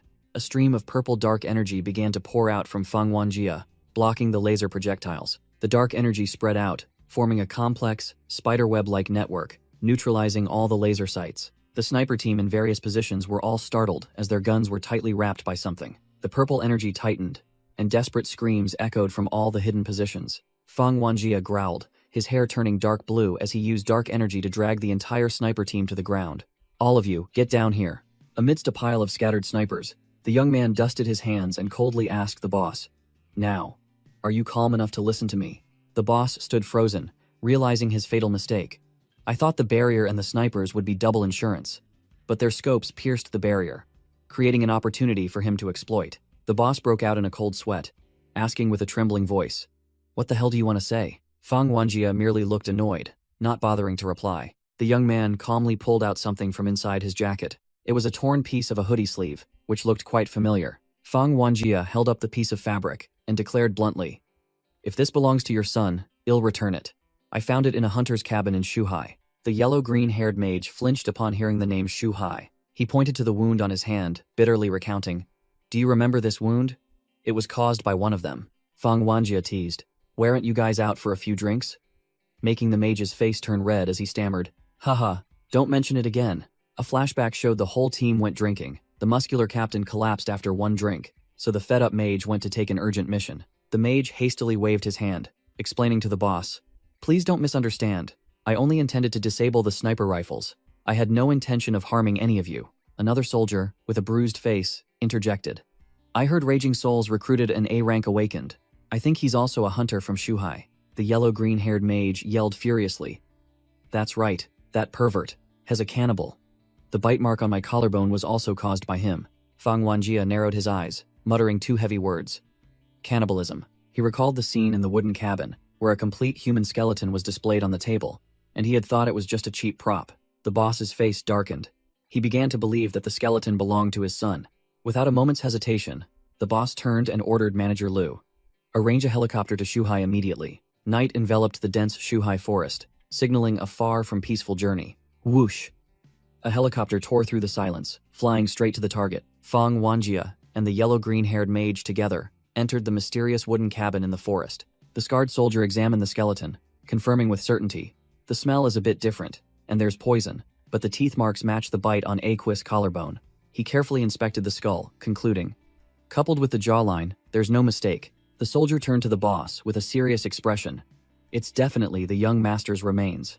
The cause of death is... Before he could finish his sentence, the boss let out a miserable cry, the pain tearing through the entire room. He embraced the skeleton, tears streaming down like rain, his voice full of regret. Why didn't you listen to your father? The flashback returned to the office, where the young son was facing his father and Manager Lu, a blue energy orb hovering in his hand. In the past, Big Boss scoffed, lecturing his son. What good is power? I have no power, yet I'm surrounded by a crowd of awakened. Stay and work for the company. Making money is the right path. The son clenched the energy orb, straining his neck to argue back. I'll never be better at making money than you in this lifetime. The only way for you to acknowledge me is to become a respected awakened. With that, he turned his back and walked straight out the door, without a moment's hesitation. The son returned with a beaming face, declaring confidently, I've found an extremely powerful master, and training begins tomorrow. The next time we meet, it'll make your jaw drop. Manager Lu asked Big Boss worriedly. The young master is going so far for the first time. Do you need me to accompany him? Big Boss waved it off, his voice full of self-satisfaction. No need. At his age, I had already been making my way in the world for many years. Just let him go out and train.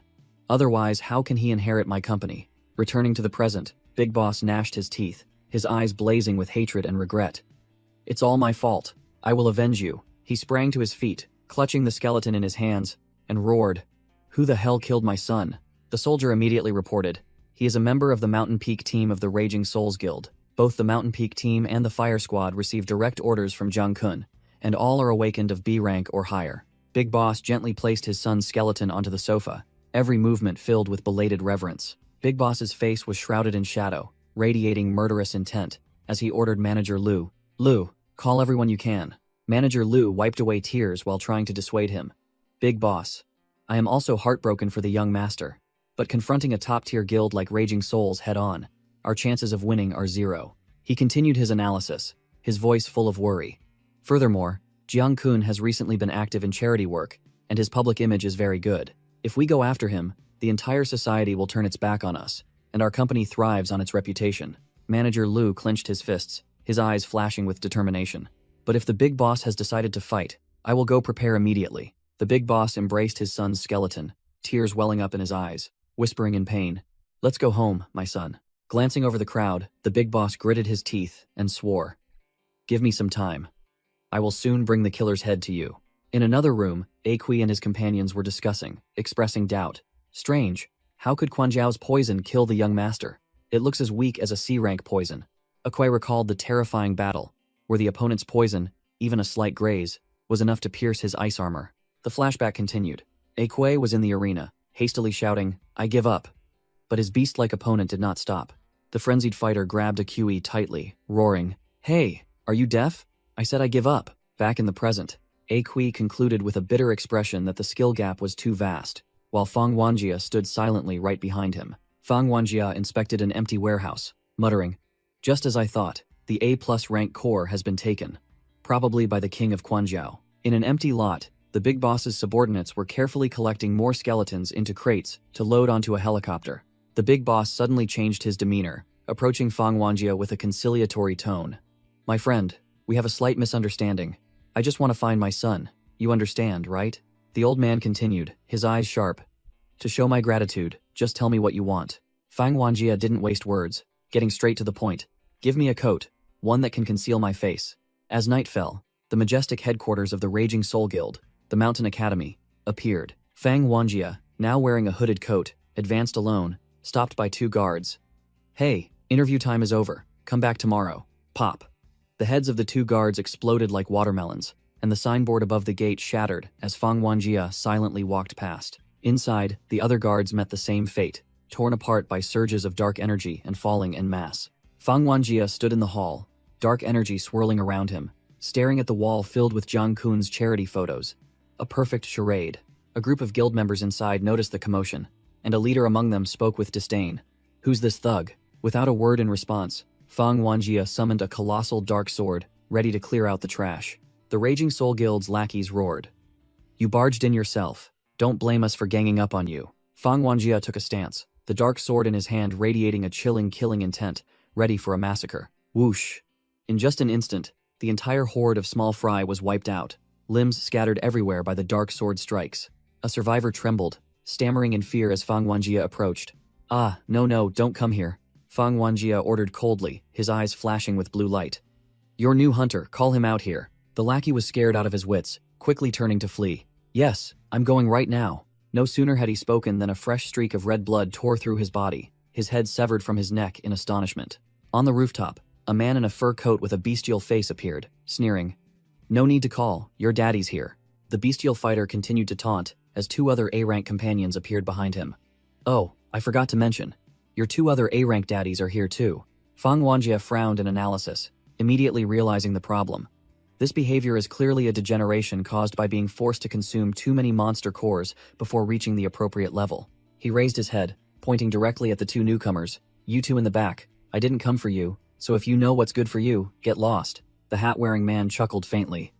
"Heh, this little brother is a bit too arrogant. He only killed a few B-rank nobodies." The white-haired mage also smiled maliciously. "I have a proposition. Let's tear him into 3 pieces and see who gets the biggest share. I bet a B-rank core." Fang Wanjia smirked, his eyes gleaming with triumph. "My bait has been taken. I was just worried I wouldn't find any death energy here." The 3 A-rank bosses simultaneously lunged to attack from 3 directions, determined to devour the intruder alive. Feng Wanjie lightly swung his sword, and swirling dark energy easily blocked all 3 attacks at once. The white-haired mage transformed her sword into a thorny whip, exclaiming in surprise, "You're quite strong. What a surprise." The hat-wearing man unleashed energy darts, shouting loudly, "Stop messing around with him. Get serious." Feng Wanjie stood still, dark energy dripping from his fingertips, his voice full of sarcasm. "Serious? Do you even have a chance to be serious?" He raised a finger, pointed at the ground, and commanded, "Look beneath your feet." Beneath the feet of the 2 A-rank bosses, countless dark spikes erupted from the ground, impaling them amidst their desperate screams. A pink poisonous energy ray grazed Feng Wanjie's face, but he merely glanced at it, not bothering to dodge. The fur-clad fighter roared, his hands spewing poisonous flames, while Feng Wanjie casually asked, "Still using childish tricks to fight me? It seems you're overestimating yourself," Feng Wanjie said coldly, blue dark energy swirling around him as he reached out his hand. "Are you calling your daddy trash?" the enraged fighter yelled, unleashing a poison strike directly at his opponent's face. Without a moment's hesitation, Feng Wanjie plunged his head directly into the pink toxin stream, his eyes sharp. The attack was useless. The poison merely splattered onto his mask without causing any damage. "Ah! My face!" the fur-clad fighter screamed, clutching his face as his own poison rebounded, corroding his flesh. With a squelch, Feng Wanjie grabbed the head of the fighter, who was screaming in agony. Slam! Without a word, he forcefully smashed the enemy's face into the stone floor. Clutching the fighter's collar, Feng Wanjie said contemptuously, "Hasn't anyone told you? Those who only rely on their age to act superior are all trash." Humiliated, the fighter's face contorted, shedding its human skin to reveal a monstrous jaw with green scales and jagged fangs, growling, "Damn it, don't look down on me." From within the human mouth, a hideous lizard head emerged, opening wide to swallow Feng Wanjie. Feng Wanjie's expression remained unchanged as he coldly plunged his sword straight into the monster's throat. He pulled out his sword and delivered a lesson. "If your level isn't high enough, don't try to absorb monster cores beyond your rank." Whoosh! The lizard monster's head was severed, and the fighter's body collapsed to the floor. Feng Wanjie smirked with satisfaction, whispering, "Oh, thank you." A stranger with blonde hair and a tattoo on his head appeared, staring at the monster's corpse. The tattooed man muttered that Jiang Kun had insisted on making this country bumpkin his second in command, and he was racking his brain trying to get rid of him without displeasing the boss. Feng Wanjie turned to look at the tattooed man, showing interest. "Wow, that slash reached 70% of my skill level. Join me, no need for a test." The tattooed man grinned sinisterly, while Jiang Kun stood beside him, his expression shifting as he recognized his old enemy. "It's him."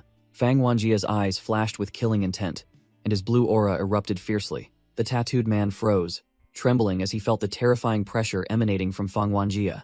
The tattooed man stammered, "What? Do we know each other?" Feng Wanjie lunged forward like a ghost, growling, "Even if you shed your skin, I'd still recognize your bones." The tattooed man instantly ignited flames to block the attack, narrowly escaping death, and sighed in relief. "Phew, I almost lost my head." Feng Wanjie ripped off his jacket, mocking, "Ha, you're quick to strip. Trash comes here every day, but today seems especially insane." Feng Wanjie squinted, analyzing. "A fire attribute ability? Even though I didn't see him move at all." The tattooed man drew a dagger, preparing seriously. The tattooed man pointed at the corpse of the white-haired awakened woman, lecturing, "You killed 3 A ranks, so you're probably in the top 200 A ranks." He continued to boast, "But you've chosen the wrong opponent to challenge." The tattooed man tensed up, golden energy erupting around him, shouting, "I'm in the top 100, you know." Feng Wanjie easily blocked the tattooed man's flame-wrapped punch with one hand. The tattooed man sneered, seeing his opponent block the attack, but Feng Wanjie calmly held his arm tightly. Feng Wanjie threw a hook punch to the tattooed man's stomach, forcing him to retreat. Feng Wanjie looked at his smoking arm, wondering, "I blocked his attack, so why am I burned?" The tattooed man scoffed, "Huh, analyzing my innate ability? Do you even have the brains for that?" He roared, charging forward. "The fighting style of a top 100 isn't something brainless fools like you can comprehend." Feng Wanjie lightly lifted a paving stone, as if it weighed nothing. Whoosh! Feng Wanjie hurled the paving stone directly at the charging tattooed man's face. Splat! The paving stone shattered as it collided with a blazing fireball. The tattooed man tensed, flames erupting around him, and shouted, "It's useless!" But he immediately froze as a spike of dark energy shot straight towards his face. The tattooed man roared, "You think you're the only one with weapons?" Then threw a fiery punch to block the attack. Feng Wanjie glided forward, a dark sword already in his hand, realizing in his mind, "I see. This guy isn't fire attribute." Whoosh! Feng Wanjie unleashed a powerful arcing slash. The tattooed man hastily retreated to dodge. Dark energy enveloped Fang Wanjia's hands, ready for a brutal hand-to-hand fight. The tattooed man was seized, his face filled with confusion. Everyone has an innate ability. Why is he charging in to fight me barehanded? Fang Wanjia closed in, unleashing a flurry of lightning-fast attacks on his opponent's face and chest. The two clashed, creating an energy explosion that cracked the ground around them. Fang Wanjia completely overwhelmed him, repeatedly punching the tattooed man, leaving him breathless. Fang Wanjia taunted as he fought. Why don't you burn me anymore? Are my attacks too fast for you to concentrate? He continued to analyze. So you can't use your brain to accelerate electrons anymore, right? The tattooed man broke out in a cold sweat, unable to believe his ears. What? How could he understand after just a few moves? Fang Wanjia coldly grabbed his arm, dark energy flaring up. He smirked. Confused now? Confusion is good. Fang Wanjia recalled earlier, the metal zipper on his jacket suddenly caught fire. But when standing at close range, his thin clothes were only lightly singed. He deduced. And then when you burned the paving stone at that speed, I finally understood that it's because there's metal in the stone, with many free electrons, which is why you heated them up so quickly, right? To verify, Fang Wanjia attacked with his spirit sword, and as expected, the tattooed man dodged instead of burning the sword made of pure energy. Fang Wanjia coldly declared, a mental manipulation ability becomes useless if the awakened is completely overwhelmed. The tattooed man scrambled up from the rubble, his bruised face filled with resentment. You dare call me useless? He straightened up, growling defiantly. You've only understood the surface. Don't get complacent. Flames began to erupt around him as he exerted his full strength. When I use my full power, it's not just electrons. Energy exploded fiercely, but hundreds of other types of particles can also be accelerated. Bloodied at the mouth, he laughed maniacally. And create a heat field hot enough to burn you alive. He unleashed a gigantic fireball, vowing to turn Fang Wanjia to ashes. But the attack was nothing. The tattooed man was utterly terrified when he saw that his arm had been severed at some point. Whoosh, whoosh, Fang Wanjia's dark slashes tore through his body in an instant. The tattooed man collapsed to the ground, his limbs severed, screaming miserably in a pool of blood. Fang Wanjia stood amidst the sea of flames, coldly reiterating the lesson. Didn't you hear? Spiritual energy is void.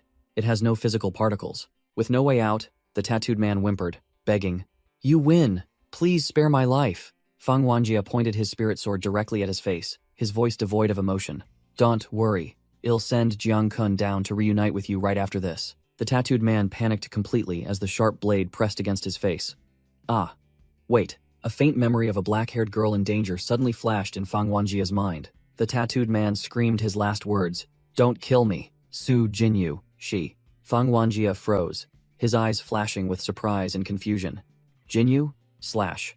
Even though he tried to stop his hand, the momentum of the slash still cleanly pierced a hole through the tattooed man's chest. Fang Wanjia grabbed the dying man's collar, roaring in anger. Hey, don't die. What happened to Jinyu? But it was too late. The tattooed man breathed his last, leaving Fang Wanjia with an unfinished question and a deadly clue. Fang Wanjia clicked his tongue in annoyance, standing on the corpse of the tattooed head thug he had just impaled.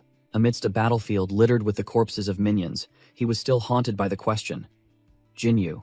What on earth was she trying to say? Surprisingly, Sheng Ti, who was thought to have perished, was still bleeding, but not entirely dead. He grinned savagely, proving that he was incredibly resilient. Deep down, Sheng Ti admitted he had almost died if he hadn't managed to separate the particles in his heart in time.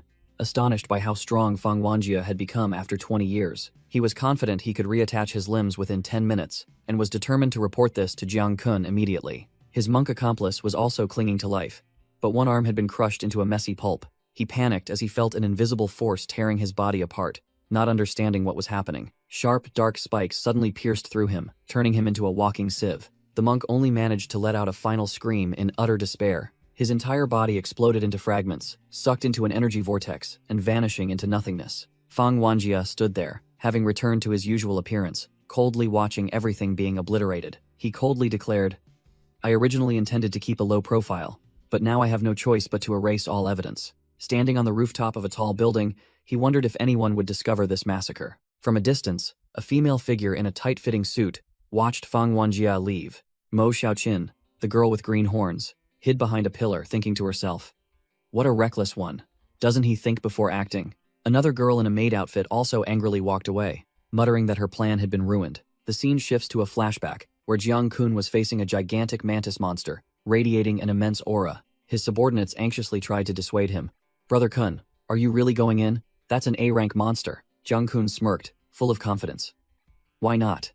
Don't you know I've just been ranked A2? The A-rank mantis monster roared in defiance, declaring it would show the small fry before it its true power. Jiang-kun charged forward like a god, dodging the monster's attack and swinging his sword directly at its head. He boasted loudly, ordering his subordinates to record the moment he solo killed the first A-rank monster of his career. The moment he finished speaking, Jiang-kun froze as he saw his slash had no effect, only leaving a few red energy cracks. His premature boasting backfired. The mantis pierced a leg straight through Jiang-kun's chest, making him scream in pain. He realized he had fallen into a trap. The entire battle had been an illusion created by the monster's eyes. His subordinates cried out in panic. One quickly ran to call for reinforcements while the other urged Jiang-kun to flee quickly. The monster raised a sharp claw, preparing to finish off Jiang-kun in his helplessness. It launched its decisive blow, but a golden streak of light blocked the claw just a few centimeters from Jiang-kun's face. Just as death was imminent, a blonde angel suddenly appeared, scooped Jiang-kun up and narrowly dodged the attack. The monster roared furiously, unleashing countless tentacles, but the winged entity easily dodged them all. The blonde angel landed, gently set Jiang-kun down, and promised to heal him as soon as they escaped. A brilliant golden magic circle lit up, enveloping Jiang-kun in a warm stream of healing energy. The fatal wound on his chest healed instantly, and Jiang-kun slowly regained consciousness. He dazedly wondered if he had gone to heaven upon seeing the face of his savior. The flashback ended, and Jiang-kun was awakened by the incessant ringing of his phone in the middle of the night, with two demi-human girls beside him. He sat up irritably, snapped into the phone, demanding that the other end have truly important news. Jiang-kun froze when he heard the news, so shocked he screamed and tore at his own flesh. He couldn't believe his ears, roaring into the phone. "Are you kidding me? How on earth could a person and their entire house just vanish?" He furiously stood up, ordering his subordinates to arrange a press conference for tomorrow morning, while the demi-humans anxiously tended to his wounds. Jiang-kun appeared at the press conference like a star, reporters swarming him like a disturbed beehive. He embraced an elderly couple, dramatically promising, "From now on, I will be your son, and I will take care of you both."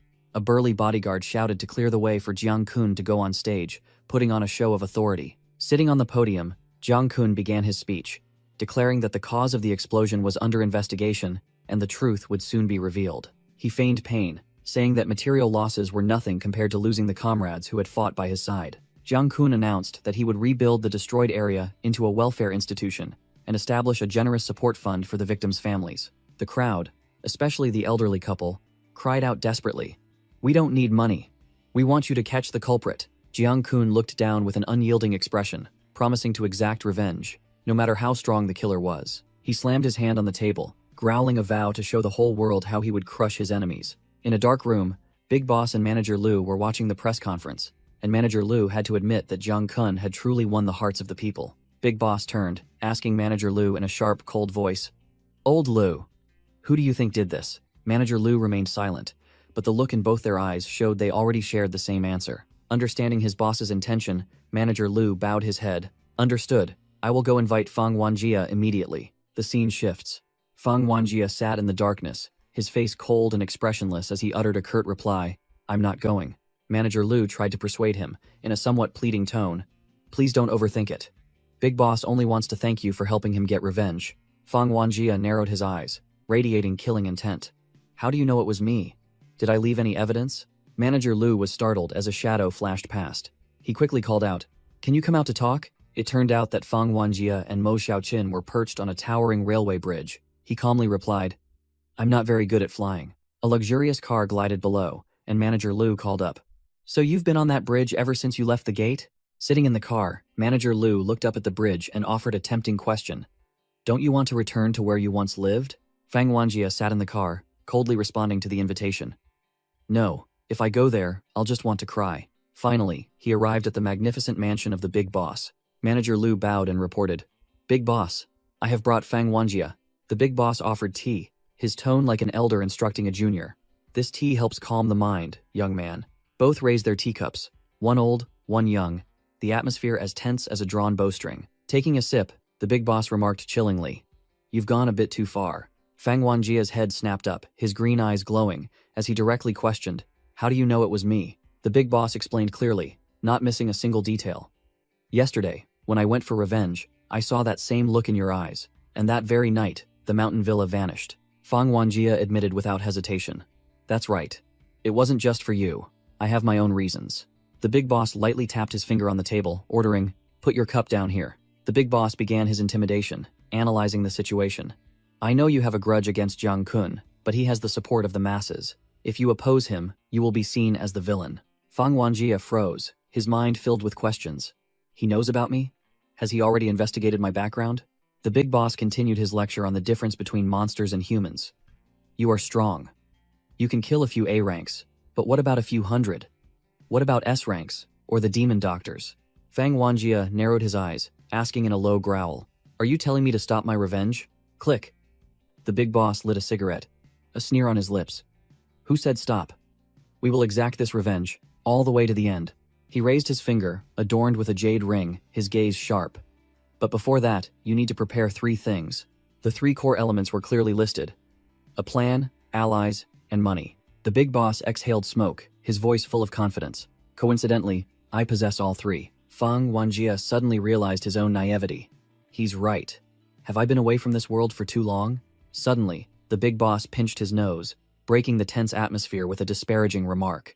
"When was the last time you bathed? You reek of death energy." The big boss waved his hand, ordering Manager Lu, "Take young Fang to bathe, then prepare my son's room for him." Manager Lu expressed concern about the big boss plan, deeming the takeover of the wild souls too risky, but the big boss merely sneered and retorted, "Haven't you always been the one least afraid of risks?" The big boss narrowed his eyes, thoughtfully asking Manager Lu, "Don't you think this young man resembles my son a little?" Manager Lu pondered for a moment, then nodded. "Now that you mention it, there is a resemblance." But he immediately flattered. However, the young master is much more handsome than him. Meanwhile, Fang Wanjie had quietly headed towards the bathroom. Fang Wanjie lifted his shirt, revealing his firm 6-pack abs, preparing to wash away the death energy clinging to him for 20 years. Standing before the bathroom, he ripped off his filthy clothes, muttering, "It really has been too long since I last bathed." He decided to use the downstairs bathroom for convenience, to avoid climbing the stairs. As he opened the door, he came face to face with a girl in only her underwear. Frozen in surprise, the girl stared at Fang Wanjie's bare back, the scene blurry because she was nearsighted. The girl's eyes widened, and she called out with a trembling voice, "Brother." The girl rushed forward and hugged Fang Wanjie from behind, sobbing through her tears. "Big brother, you're alive." Fang Wanjie was completely stunned, utterly bewildered by this sudden situation. The accompanying maid quickly handed a pair of glasses to her young mistress. "Young mistress, your glasses." Fang Wanjie maintained his poker face, even as the girl held him tightly. After putting on her glasses, the girl clearly saw Fang Wanjie's face, her face flushing red as she shrieked, "Father, there's a thug in the house," while he calmly requested, "Young mistress, please put on some clothes." The poor maid received a blow to her back for not watching over the young mistress carefully. Fang Wanjie turned to the maid, ordering decisively, "Wait for me outside." Alone in the bathroom, he wondered, "Why is she here?" After finishing his bath, Fang Wanjie dried his hair, exhaling a sigh of relief, looking much more presentable. Fang Wanjie questioned the purple-eyed maid, "If you have time for these games, why don't you just go assassinate Jiang Kun?" The maid revealed her true form as a demoness with green horns, declaring, "Any stranger wishing to approach Jiang Kun must first be tested." Fang Wanjie, now dressed in a coat, asked directly, "So, what is your plan?" The demoness replied that she was hiding under the big boss's command, waiting for the right moment. Fang Wanjie cut the conversation short, telling her to leave before she aroused suspicion, and the maid vanished into the shadows. The young man handed a coat to someone outside the building. In the room, the big boss started a conversation with Fang Wanjie, who was sitting on the bed. "You just met my daughter, didn't you?" Fang Wanjie admitted it was an accident, then suddenly asked for a black coat. The big boss flew into a rage, roaring, "My son also liked to wear black. Do you want my daughter to mistake you for him again?" Just then, Manager Lu burst in, his face panicked as he reported, "Big boss, there's a problem with the Mountain Range Corporation's funds." Manager Lu held out his phone, pointing to the list of sponsors on the screen. The big boss narrowed his eyes, reading the name Situ Da, then muttered in recognition, "A Da? That A Da from the Black Dragon Society?" The big boss immediately stood up, growling, "He wants to cooperate with the Wild Souls? That madman." Then he rushed out with Manager Lu.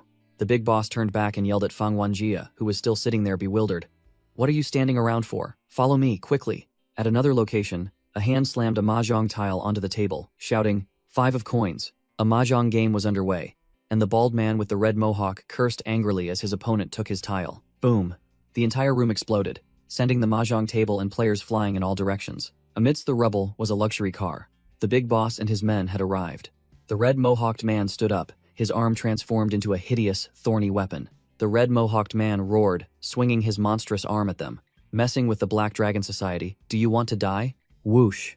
Fang Wanjia, now masked, appeared like a phantom and delivered a punch straight to the thug's gut, sending him flying into the sky in an instant. Two other thugs rushed out to block Fang Wanjia's path. One with a pair of hooks roared.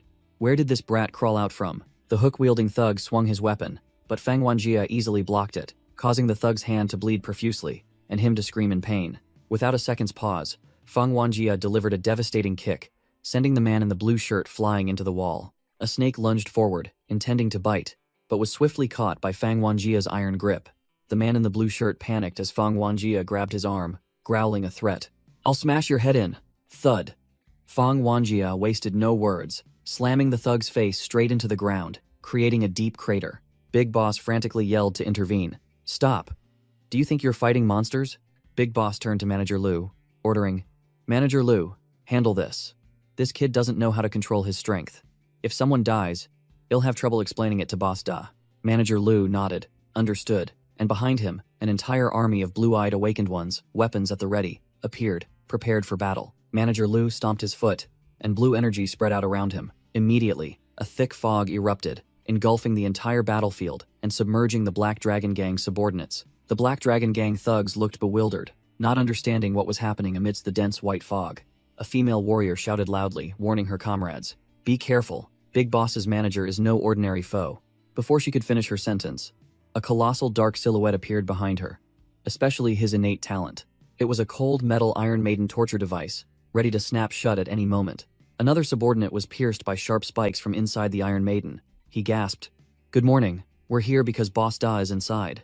Manager Lu had neatly dealt with all the subordinates by trapping them in the torture devices, and Big Boss, standing behind him, uttered a thank you. Inside the secret room, Boss Da, a bald, tattooed old boss, sat on a state-of-the-art medical chair, breathing with the aid of a machine.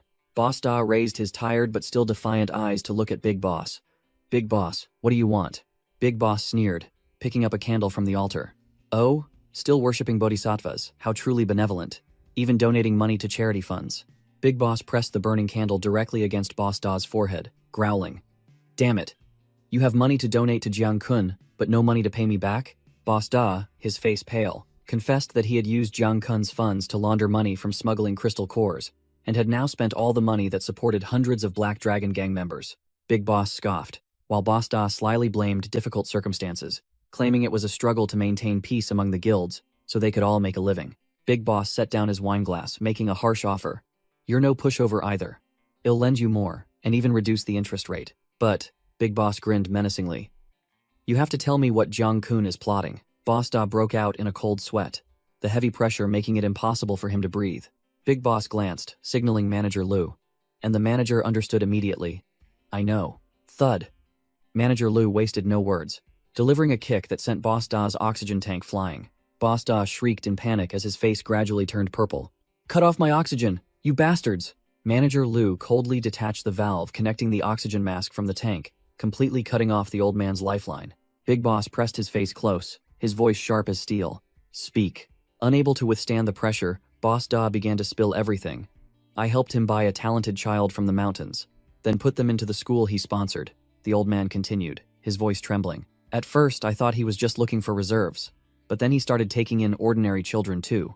After confessing, Boss Da insisted he knew nothing more, and Big Boss signaled Manager Lu. Manager Lu immediately reconnected the oxygen tank, giving the old man a breath so he wouldn't die. Boss Da gasped like a fish out of water, muttering, Ha, that was truly dangerous. Big Boss grabbed Boss Da's hair, threatening, Just pretend I was never here.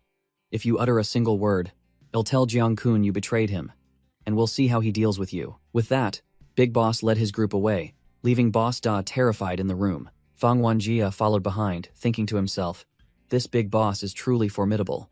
Now, I just need to wait for Jiang Kun to make a mistake. The scene shifted to a strange man in a suit, sitting alone at a bar counter, quietly drinking water. Fang Wanjia sipped a glass of wine at the bar, thinking to himself that it had been a long time since he'd touched alcohol, ever since he met Jinyu. From behind, Fang Wanjia looked up at the large screen, where the MC was introducing a prominent figure, Jiang Kun, Guildmaster of the Wild Souls Guild. Jiang Kun appeared on screen with a smug expression, making Fang Wanjia immediately recognize him. It's this guy again. He recalled that in the past, Jiang Kun was just a minor member of the guild. Fang Wanjia angrily crushed his wine glass, unable to understand how a swindler could have risen to such a high position during the 20 years he was gone. Suddenly, a puddle of green vomit poured down directly onto Fang Wanjia's head from out of nowhere. The culprit was a muscular blonde man, completely drunk and spewing his dinner all over the protagonist. A long-haired man with a scar immediately pulled the muscular man away, scolding him for daring to chug alcohol despite his low tolerance. "Do you think this is a green belt for fertilizing?" The muscular man was knocked out cold with a single punch.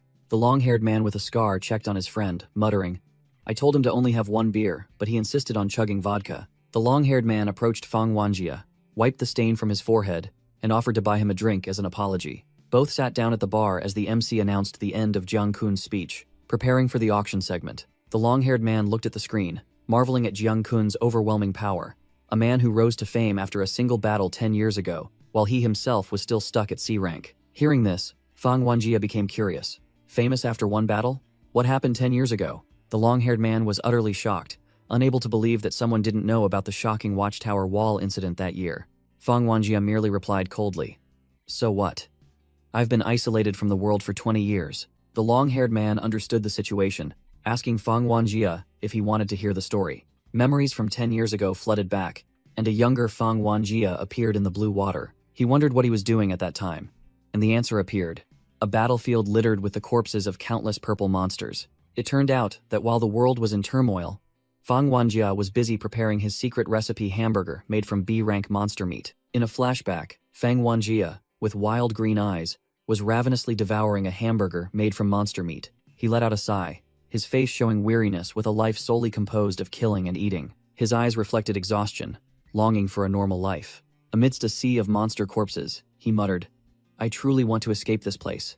I want a life where I don't have to swing my sword and kill every time I step outside." At the same time, in a hospital, a heart monitor was still beeping while a faint voice echoed, "Qui, don't feed me anymore." A frail old man lying on the hospital bed refused the bowl of porridge Qui was feeding him, lamenting, "I'm about to die. I don't want to eat anything else." Qui, the old man's disciple, snapped gently, "Master, could you please stop saying such inauspicious things?" Suddenly, the old man gleefully pointed at a passing nurse, teasing Qui, "Your body is even more delicious than mine." A piercing red alarm blared throughout the hospital, startling the old man. Qui also spun around, realizing the emergency signal was targeting the awakened ones. An urgent announcement appeared. Watchtower Great Wall summons. Extremely high mortality rate. All awakened ones B rank and above are required to report. The old man's eyes suddenly glowed with a deadly red, and he gritted his teeth. "I've waited almost my entire life. This time, I must go." Qui frantically tried to dissuade him, pointing out the excessively high mortality rate while he had only just passed the C rank test. The old master recounted a bitter past. The Watchtower Great Wall sounded once in the summer of 1937. Back then, I was scared and fled, resulting in my entire family being killed. He slammed the table, determined, "If I don't go this time, I won't rest in peace." Then he opened a box containing hidden weapons. He pulled out an ice staff emitting a terrifying chilling aura, leaving Qui stunned. "Master, are you truly serious?" Qui smirked, his adventurous spirit rising. "Has piqued my curiosity. I'll just follow along and see. If the sky falls, Master can handle it." The master and disciple, now in their combat attire, resolutely stepped out the door, ready for the biggest battle of their lives. They arrived at a coastline where thousands of awakened ones had gathered, their morale soaring as fierce waves crashed. Qui gasped in astonishment. "Wow, it feels like all the masters within 100 kilometers have gathered here." Amidst the crowd, a white-haired man casually smoked a cigarette, rumored to be Fan Chan of U City, a person capable of killing from a distance without lifting a finger. Next to him was Liu Shiba of Jiahe City, a monster who passed the S-rank test bare-handed, a man who lost his left arm to contend with 3 super S-rank monsters. The old master glanced at Qui, sneering, "Why are you getting so flustered seeing a few S-rank guys? Truly a country bumpkin." He gestured with his chin towards the distance. "The real deal, the big shots, are over there." Qui's eyes widened in surprise, as he recognized other prominent figures who had also arrived. A muscular woman with braided purple hair, Zhonghu, the vice president of the Central Guild, and the only demon tier apart from the president, stood imposingly. Nearby was Dushi, the president's strategist with an IQ of 390, who hadn't reached demon tier only due to a lack of combat experience. Dushi recognized the old master. "Oh, Mr. Xia is here too?" And the old man simply replied, I'm just bringing my greenhorn disciple to broaden his horizons. A red-eyed kid suddenly appeared before Akui, taunting, "Kid, you look weak. You probably haven't even reached B rank, have you? The Watchtower Great Wall is war. If you're clueless, you'll be wiped out." Called a kid, Akui strained his neck, his gaze sharp. The old master chuckled, patting Akui's shoulder. "Heh, don't worry, he'll just watch from a safe distance." Akui yelled, full of pride. "I'm not scared. Watchtower Great Wall means there are invaders, right? Let's just fight them." Douchey burst out laughing. "Haha, I give up. The only thing kids can't do is listen to adults. Just remember this old man's words. If things go south, flee immediately." All three looked out at the night sea, and Douchey asked, "What's the current situation?" He pointed towards the horizon. An unidentified object weighing over 2 million tons has entered the East China Sea. 100 nautical miles from here. Satellites and radar are both dead, likely due to the enemy using a three-dimensional shield. So the only way is to gather defensive forces before it makes landfall. Akui froze upon hearing this, muttering, "What the hell could 2 million tons possibly be?" Douchey smirked sinisterly. "With this weight, it must be an aircraft carrier fleet." "Heh, 2 fleets." The old master's face changed color, his voice trembling. "Who would send 2 aircraft carriers here?" Douchey analyzed that the ambushers were the ones who forced their leader to attend the UN meeting, making the old master exclaim in horror. "Bikania?" Douchey smirked, appearing to have calculated every move of the enemy. Bikania would never act alone. Suddenly, something massive slammed into the defensive shield on the sea, causing the entire surface of the water to shake violently. Boom! The bow of a warship collided, sparking, with the hexagonal energy barrier. Not just one, but an entire fleet of aircraft carriers and destroyers loomed into view, a force capable of flattening a nation. A flag with a red flame symbol fluttered, confirming these were Bikania's subordinates. Douchey smirked triumphantly. Exactly as he had predicted, he analyzed the risks, stating that the Heavens Tier heavy weapon had a 31% chance of being intercepted by their aircraft and missiles. Old Master Xia growled, suggesting that merely neutralizing them would allow for a one-hit finish, and Douchey seemed to fully agree. On the other side, on the enemy ship's deck, ranks of awakened ones and soldiers had taken their combat positions. A red-haired female warrior in a maid outfit expressed surprise. "They've discovered us even though we tried everything?" A stern, black-haired female officer directly asked about the win rate in a direct confrontation. The enemy fleet commander exuded an overwhelming aura, declaring that he had assembled the most elite fleet and the strongest awakened ones for this mission. The commander's eyes emitted a deadly purple light, reflecting unshakable determination. He roared before his entire army, swearing that this battle must be won, preferring death over defeat. Boom, boom. The enemy fleet's electromagnetic cannons fired simultaneously, but all energy streams were blocked by a colossal ice wall. A pilot frantically screamed in the cockpit, realizing the distance was too close to brake in time. A barrage of fighter jets plunged straight into the ice wall like moths to a flame, exploding into pieces. On top of the ice wall, Old Master Xia and Akui stood imposingly amidst the enemy's wreckage. Akui still couldn't believe it, his voice trembling as he asked if the master and disciple had just halted an entire assault. Doubt quickly turned into confidence. Akui gripped his weapon tightly, growling, "We can defeat them." An armored brute from the enemy fleet stepped forward, sneering arrogantly. "You dare to fight back? How insolent." This burly man leaped onto a gigantic missile launcher on the ship, muttering, "This damn thing should be just right." With a roar, he used sheer brute strength to rip the multi-ton missile launcher right off the ship's deck. The armored brute tensed his muscles, hurling the improvised missile straight towards the ice wall with a shout. "Go!" Boom! The awakened faction's defensive ice wall shattered under the terrifying destructive power, and a voice rang out. "They've broken through the ice barrier." Akui cursed in frustration, his hand still gathering magic, but it was clear his skill level wasn't enough to withstand the attack. Old Master Xia ordered his disciple, Akui, fall back. His gaze became extremely serious. Old Master Xia poured all his magic power into his ice staff, and a dense cold aura emanated thickly around him. Akui watched from a distance, realizing his master was about to unleash a formidable technique. Old Master Xia exhaled a chilling breath, and icy energy converged into a dazzling beam of light at the tip of his staff. He roared the name of his ultimate technique, Eternal Frost. A gigantic icy tsunami rose from the sea surface, surging straight towards the enemy fleet. The ice wave crashed down, instantly freezing everything it touched, transforming the sea surface into a dead zone. The entire enemy fleet, from aircraft carriers to destroyers, was frozen solid in place. The bridge of a ship was completely covered in a thick layer of ice, silent as a tomb. A long-haired enemy soldier shivered from the cold, exhaling misty breath. "Ugh, it's so cold." A mage from the enemy side hastily created a protective magic circle, shouting loudly, "Hurry, get into my nullification circle." This magic is immune to innate talents. Even S ranks will freeze to death. Ice began to spread up the boots of the enemy fleet commander. The commander smirked disdainfully, his purple eyes flashing with contempt. You think you can stop us with this paltry A-rank magic? Crack. The commander easily crushed the ice layer beneath his feet, growling, how naive. Standing on the icy battlefield, the strategist Dushi gave a decisive order. Heaven's tier weapon. Fire at the rear of their fleet, Dushi shouted, his expression grim. Hurry, 1 second late and they'll escape. In the sky, a gigantic energy vortex formed, and the enemy commander looked up with a wary gaze. The enemy commander gaped in astonishment, realizing the scale of the attack. What is this? Crash. A destructive beam of light descended from the sky, piercing through the thick defensive ice layer. The energy beam aimed directly at a warship's ammunition depot, and an enemy soldier screamed, "Run! Their target is our ammunition depot." An earth-shattering explosion engulfed the ship, and the system reported an error. System overloaded. Heaven's tier temporarily unusable. The old master panted, sweat pouring down him like rain. It was clear the area of effect freezing technique had drained all his strength. Akui, his disciple, laughed mockingly. Haha, you brought this upon yourself. Despite his bravado, Akui also broke out in a cold sweat. When he saw the situation was not good, Dushi frowned, muttering with dissatisfaction. Damn it, still too many of them managed to escape. Amidst the wreckage, a group of enemy elites appeared, exuding an overwhelming aura. It was clear the real forces had entered the battle. The overall view showed that the old master's achievement was incredibly great, but the enemy had committed all their forces to this battle. The brown-haired commander ordered her subordinate, Chixiao, report the force comparison between both sides. The high-tech soldier named Chixiao checked the parameters and reported with a heavy voice. The situation seems bad.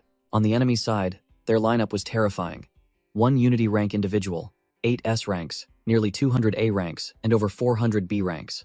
Meanwhile, our side only had 1 Unity rank, 5 S ranks, and a disastrously inferior number of A and B ranks. Chixiao finished his report by glancing towards Akui. And 1 C rank. Akui was mortified, his face flushing red as the whole team stared at him like an anomaly, and he stammered a retort. So what if I'm a C rank? Standing on a rock outcrop, Akui strained his neck and shouted to save face. I'm a C rank mage, causing his teammates to call his name in warning. Standing next to the old master, the strategist Dushi chuckled. Hey, I thought he'd charge forward. Asui stood alone on the ice, facing an entire elite enemy army brandishing their weapons. Akui began to gather his strength, determined to use area of effect magic like his master to wipe out this horde, regardless of the rank difference. His eyes blazed with killing intent, swearing that today he would take down a few enemy awakened ones. He raised his hand to the sky, summoned a gigantic circle of ice blades, and shouted, Ice Blade Burial Ritual. The enemy fleet commander ordered a gigantic sumo wrestler, Hengang, deal with this small fry. Hui confidently provoked the charging wrestler, declaring that regardless of rank, anyone who touched this technique would freeze to death. The old master broke out in a cold sweat, worried his disciple would get beaten, but Dushi simply placed a hand on his shoulder and reassured him. Don't worry, it's fine. Akui's eyes widened in horror as the sumo wrestler easily shattered his circle of ice blades. Thud. The wrestler delivered a devastating blow, punching Akui flying backward, slamming him directly into the ice wall. Dushi stood from a distance, a flash of light appearing before him, subtly signaling that a plan had been activated. The impact created a gigantic spiderweb-shaped crack on the sturdy ice wall. Akui lay flattened amidst the rubble, his face bruised and bloody, muttering in fear. With tears in his eyes, he cried, realizing how terrifyingly strong the enemy was, and how much his master had held back during their training sessions. Dushi calmly explained to the old master. They're cautious too. They only used a B rank to probe. The wrestler Hengang stood proudly in the middle of the battlefield, boasting loudly. Is this all the power you Vigilia have? Suddenly, the wrestler's eye constricted due to an unusual sensation. From a distance, Dushi flashed a sinister smile. Splat! One of the wrestler Hengang's legs exploded into a bloody mess, blood splattering across the ice. A young blonde, awakened one appeared, explaining, I had a feeling that kid would do something foolish, so I already applied retaliatory poison to him. The wrestler Hengang lay crumpled on the ice, his legs shattered, while 2 of his panicked teammates rushed over. Hengang, are you alright? One teammate tried to touch the wound to stop the bleeding, shouting, Stop the bleeding! The poison specialist sneered, warning, anyone who touches it will die with him. As the wrestler's 2 teammates began to melt from the poison. In the back, Akui trembled amidst the ranks, her mind blank. Why did I come to such a terrifying place? Her face smeared with blood and tears, Akui was in extreme panic, wanting only to flee the battlefield immediately. It's too scary. I don't want to be here anymore. In a flashback, A purple-haired man and a blonde woman sat at a bar, a voice echoing, "Is that when he became depraved?" Back in the present, the 3 enemy soldiers had completely melted into a disgusting, gooey mess on the cold ice. On the flagship, the enemy fleet commander gnashed his teeth, his eyes glowing red with fury. Dushi calmly pulled out an antidote, feigning surprise. "I just took out the antidote, and those 3 are already gone? My apologies." The enemy commander growled, claiming to have information that 3 traitors had fled to Vigilia, and warned the defending side not to obstruct them. Dushi pointed at the gooey mess on the ice, calmly retorting, "Oh, those 3 traitors? I just finished cleaning them up. You can take their remains back for your report." Provoked directly, the commander roared in anger, "I'm not joking. Get out of the way." Dushi merely curled his lip in a contemptuous smile, completely disregarding the opponent's threat. Dushi began to lay his cards on the table, pointing directly at the enemy battleship. "Those large-caliber electromagnetic cannons on your ship are from Bikania, aren't they?" He continued to expose them. "And that guy? The cheap paint is peeling off, revealing the real goods underneath." Dushi sneered, pointing at their faces. "You've only received their scraps, yet you're barking like mad dogs. Do you crave death for them that much?" The commander and all his high-ranking officers fell silent, their true colors exposed. Dushi switched to persuasion, offering an alliance. "We will be true friends, not ordering you around like training a dog." The commander looked resentful, but Dushi added a psychological blow. "Oh, I forgot. You don't have the authority to make decisions." Standing next to Jonghu, Dushi delivered his final move, calling the commander by name. "How about this, Mr. Mishima? Become a Vigilian citizen. If you offer our guildmaster a few gifts, you might even get Jonghu's vice guildmaster seat." Provoked to the point of spitting blood, the enemy fleet commander roared, "I don't have time for your nonsense. We will advance across the border to capture the traitors. This is an ultimatum." The commander waved his hand, ordering his subordinates. 20 warriors, advance. And a muscular army responded in unison, their morale soaring. The defending female commander looked worried, turning to Dushi.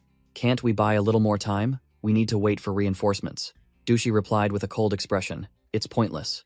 Fan Chan crossed his arms, stating firmly, "Everyone we can rely on is already here. Within 500 kilometers, there's no one skilled enough to turn the tide." Lu Shiba, standing nearby, also agreed that calling for reinforcements below S rank would only be a waste of words. Dushi stroked his mustache cunningly, analyzing. "Furthermore, even if we waited for reinforcements, they would certainly still be holding back cards." The female commander broke into a sweat, her voice filled with confusion. "So how are we going to fight this battle?" Dushi declared boldly before the enemy's elite formation. "It's not impossible. I will handle Mishima and the remaining 8 S ranks. Everyone else just needs to put in a little effort to deal with the small fry." The female commander's eyes widened, heavily shocked by the insane plan. "You intend to take on all 9 S rank awakened by yourself?" Dushi glanced over, his voice full of confidence. "You should know my true strength." He sneered meaningfully. "Hee. Everyone thought my fight with the guildmaster was just luck, but in reality, I won. You haven't forgotten that, have you? Even when you teamed up with the guildmaster, you two still lost to me." In a flashback, Jonghu roared bitterly. "Nonsense. It was just because you tricked us into drinking laxatives." Dushi merely shrugged, chuckling. "Haha. So what? As long as I win." Back on the battlefield, one of the 20 enemy warriors threw a small red pill into his mouth. He chewed the pill, his eyes beginning to turn crazed, signaling an impending dirty buff. The enemy commander shouted, "Attack!" And the 20-man suicide squad immediately charged forward. The defending female commander gritted her teeth, ordering her troops, "No more time to think, let's fight." Dushi narrowed his eyes, observing, muttering, "Are they sending cannon fodder to probe our strength? I still don't quite understand." The enemy's suicide squad surged across the ice, closing in on the defending side arrayed in the distance. The eyes of the cannon fodder soldiers began to spark with crimson lightning, and they let out a savage roar. Red energy erupted, enveloping their bodies, blood vessels bulging as if about to burst. The entire 20-man army had completely gone berserk, charging forward like a horde of bloodthirsty monsters, ready to tear apart anything in their path. Old Master Shia's face paled upon seeing the enemy's condition. Bloodshot eyes, cracked skin. Could they have swallowed a shard of jade? The female commander hastily raised her hand to stop her troops. "Wait, don't charge." With no other choice, Old Master Xia roared Ice Shatter, summoning a colossal ice wall from the ground. Crash! The towering ice wall appeared, reaching sky high, overwhelming our soldiers with its grandeur. Having overexerted his skill, Old Master Xia panted, sweat pouring down him, shouting, "Akui, bring me my heart medicine." But Akui, the troublesome disciple, was sprawled in a corner, his entire body aching. His mouth full of blood, Akui groaned. "Master, my bones are all shattered. It hurts too much, I can't move." Fan Chan appeared with another warrior. clicking his tongue in dismay at the sight. Fan Chan approached A Kui, asking coldly, "Where's the medicine?" And the disciple could only gasp, "In my pouch." The female commander looked at the trembling ice wall, worriedly assessing. "Not enough. This wall won't hold them for long." An explanation appeared. The shard of jade is a dirty buffing drug, releasing 100% of the body's energy, turning a mere soldier into a ballistic missile. A female awakened collapsed to her knees, screaming in panic. "What's charging at us is equivalent to 20 heaven's tears. Anyone with support, abilities, or defensive magic, come help quickly." Old Master Xia gritted his teeth, straining to maintain the ice wall, which was showing signs of cracking. He tremblingly poured out several pills into his hand, preparing to take them himself to restore his mana. Suddenly, a hand covered Old Master Xia's mouth, preventing him from swallowing the pills. Fan Chan calmly asked, "Feeling better now?" Old Master Xia nodded gratefully. "Thank you, Master Fan." Regaining some strength, Old Master Xia poured all his power into the wall, roaring, "Crystallize and reinforce." Another mage joined in, shouting, "Golden water," summoning streams of shimmering golden energy to wrap around and further reinforce the ice wall. A monk and a Taoist priest also entered the fray, shouting, "Old Xia, we're here to help you." Unleashing rings of supportive energy, the ice wall was now incredibly sturdy, but a berserk soldier still stood defiantly before it, his entire body ablaze, ready for a devastating impact. A berserker soldier strained with all his might, pressing his hand against the sturdy ice wall and roaring. "This is tough stuff." The soldier's entire body glowed with red energy, determined to break through the defenses at all costs. With a battle cry, the soldier activated his full power, his body cracking open like erupting lava. Boom! A terrifying explosion tore through the ice wall. The destructive power of this human bomb was no joke. The support monk stared blankly at the giant hole, muttering that magic capable of stopping meteors was now shattered by a mere grunt's self-detonation. The brown-haired commander broke into a sweat, realizing the situation was too tense. At this rate, if they all charge at once, our team is definitely wiped out. Zheng Hu, the Central Guild's vice leader, burst from the city wall like a deity, declaring, "You all prepare for battle. I'll handle these human bombs." From above, Zheng Hu observed an entire suicide squad charging madly, ready for a massacre. She landed directly amidst the enemy horde, unleashing a thunderous punch that blew apart the head of a berserker soldier. Zheng Hu charged into the crowd, continuously striking with a cold expression, determined to detonate them early before they accumulated 100% energy. A berserker soldier managed to block Zheng Hu's punch in time, straining to resist. Without hesitation, Zheng Hu spun and delivered an extremely dangerous uppercut kick to another, showcasing her supreme close-quarters combat skill. Another explosion occurred, a brilliant red light engulfing the battlefield, proving that another berserker soldier had been detonated. The pressure from the explosion caused the ice wall to continue crumbling, leaving the defenders to watch helplessly as their efforts turned to dust. The enemy fleet commander sneered and ordered, "That woman won't dare to fight to the death. 4 of you go tie her down, the rest continue breaking the wall." Upon hearing the order, 4 berserker soldiers immediately rushed to grapple Zheng Hu, determined to use their bodies to hold her back. The rest of the suicide squad ignored Zheng Hu, continuing their suicidal assault on the already crumbling ice wall. Pinned down by a muscular soldier, Zheng Hu merely curled her lip in disdain. "Haha, how amusing. Do you think I'm scared just because you can self-detonate?" She strained, grabbing the heads of 2 berserker soldiers and roaring. "You're underestimating Vigilia's strongest warrior far too much." Crack! Crack! Zheng Hu slammed the 2 soldiers' heads together like cracking eggs, leaving them only to gurgle in horror before their brains splattered.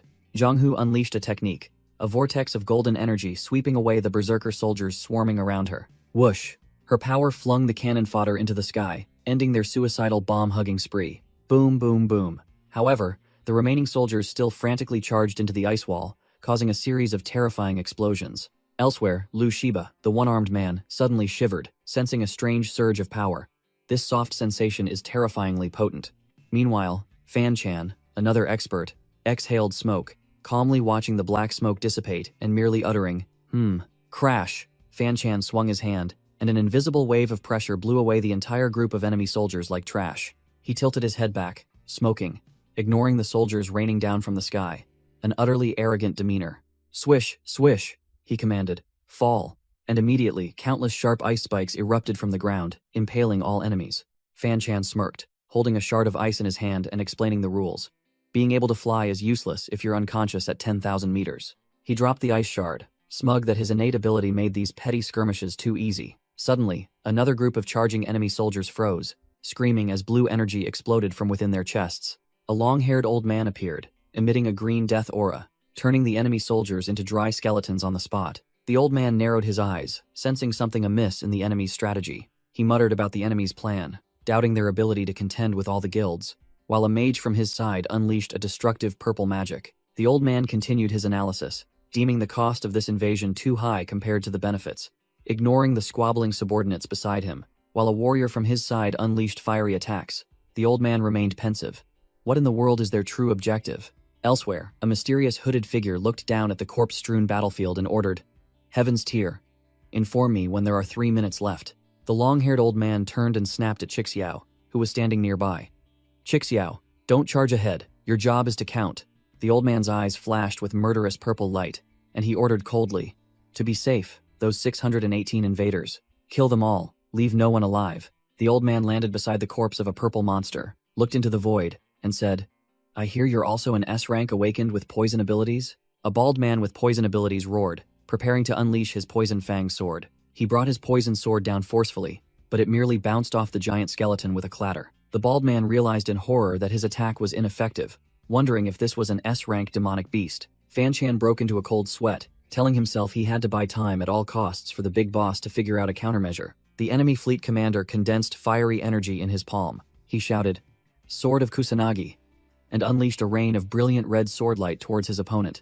Zhang Hu, the vice leader, acknowledged the enemy's power. Truly strong, she decided to go all out, activating her demonic Buddha stage 3, with a crazed expression, declaring that if she wasn't serious, she would be wiped out. Zhang Hu charged forward with terrifying speed, startling the commander as his sword couldn't land a hit. The commander hastily activated his defensive shield, the Mirror of Yada, creating a circle of energy that blocked the attack. He broke into a sweat, secretly cursing that this one-armed monster had forced him to use 2 of the 3 Imperial treasures. Zhang Hu gritted her teeth as her attack was completely repelled by the energy shield. She realized Stage 3 wasn't enough, and wondered if she should risk activating Stage 4. Zhang Hu decided this was a life-or-death battlefield.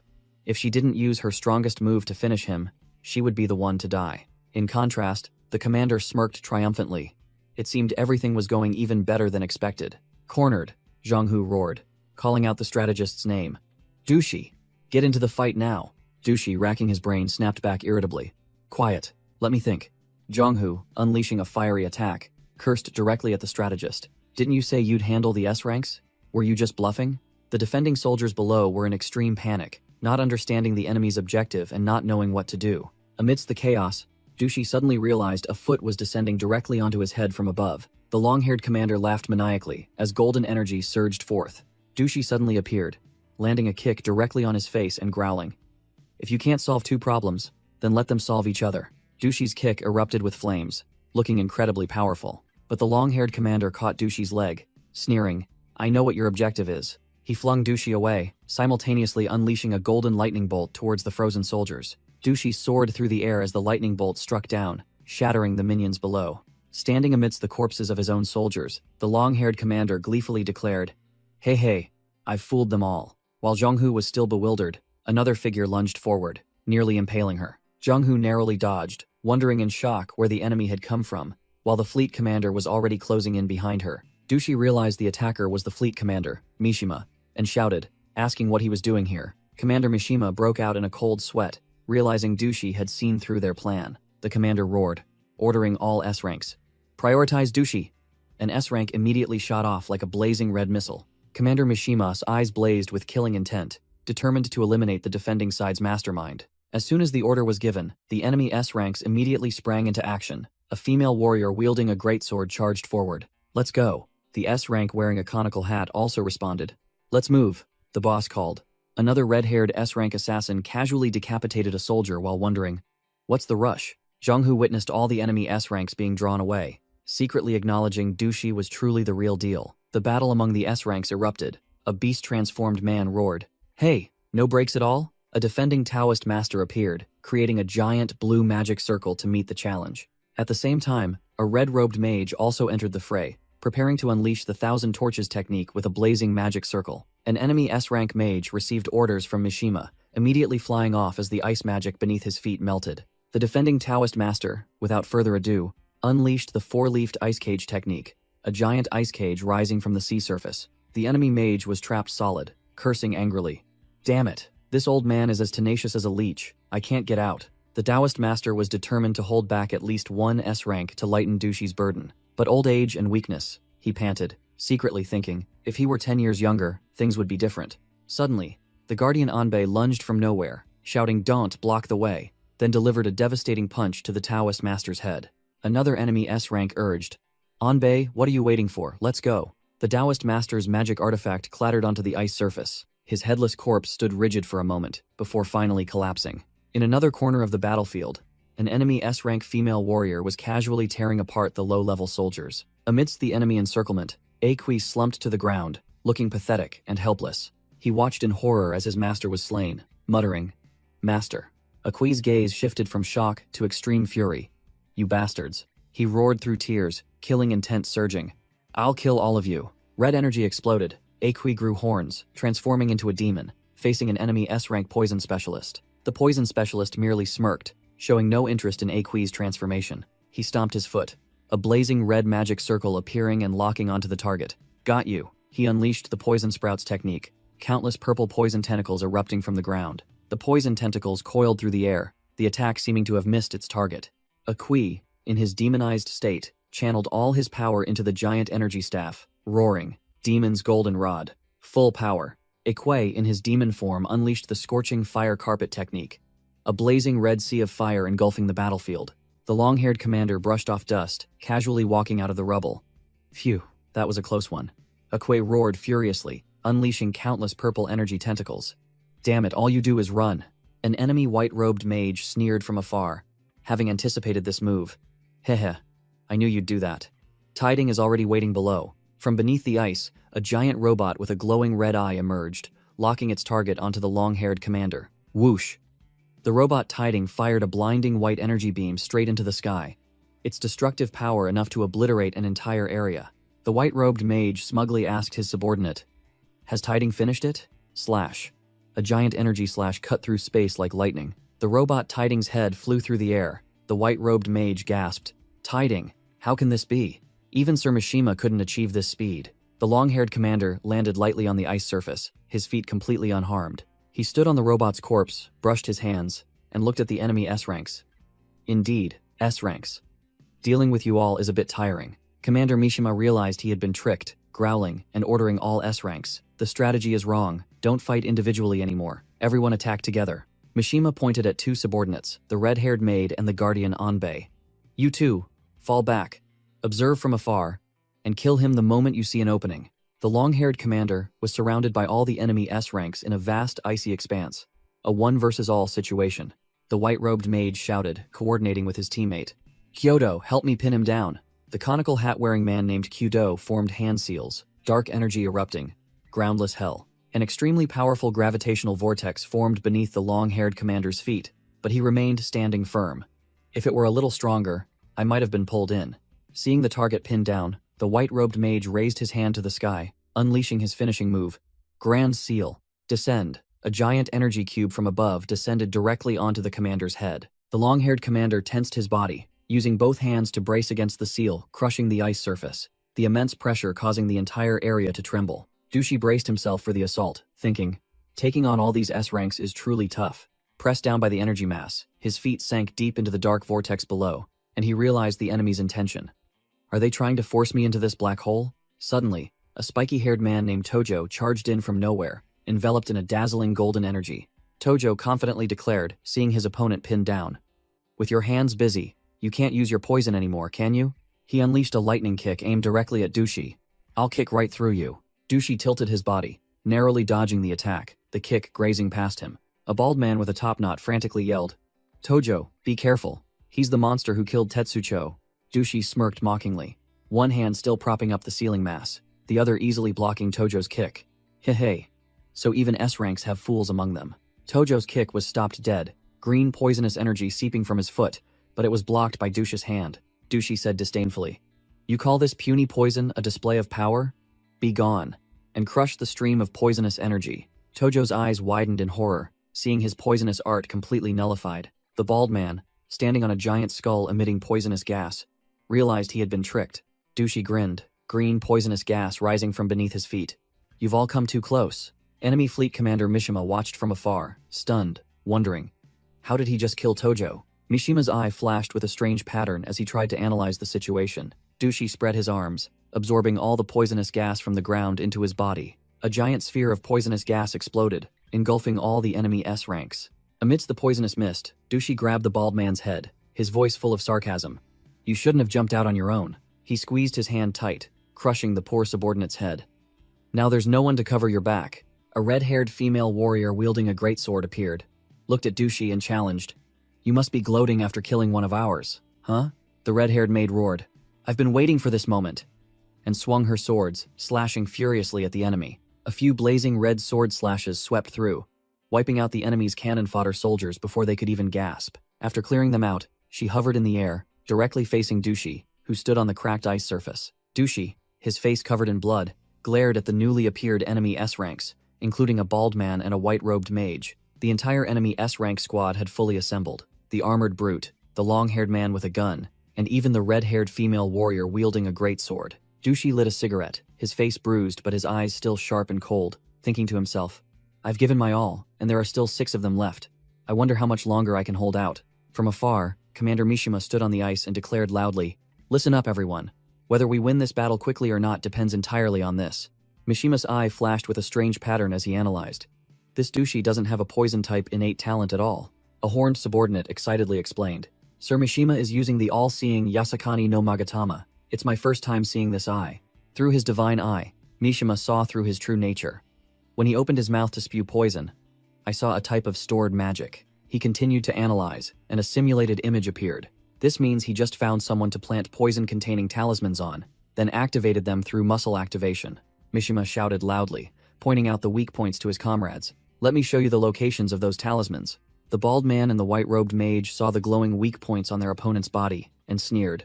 "Haha, I see it. It's just a cheap trick.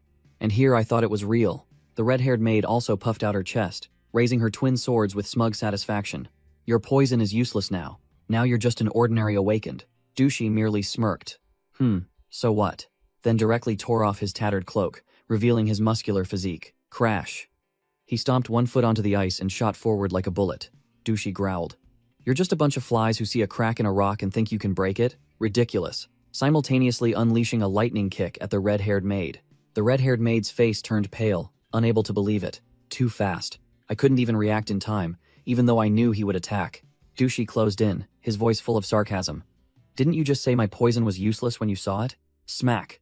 A hand coated in sickly green poisonous aura slammed directly into the maid's face. A blazing red magic circle appeared to block the blow, but it was too late.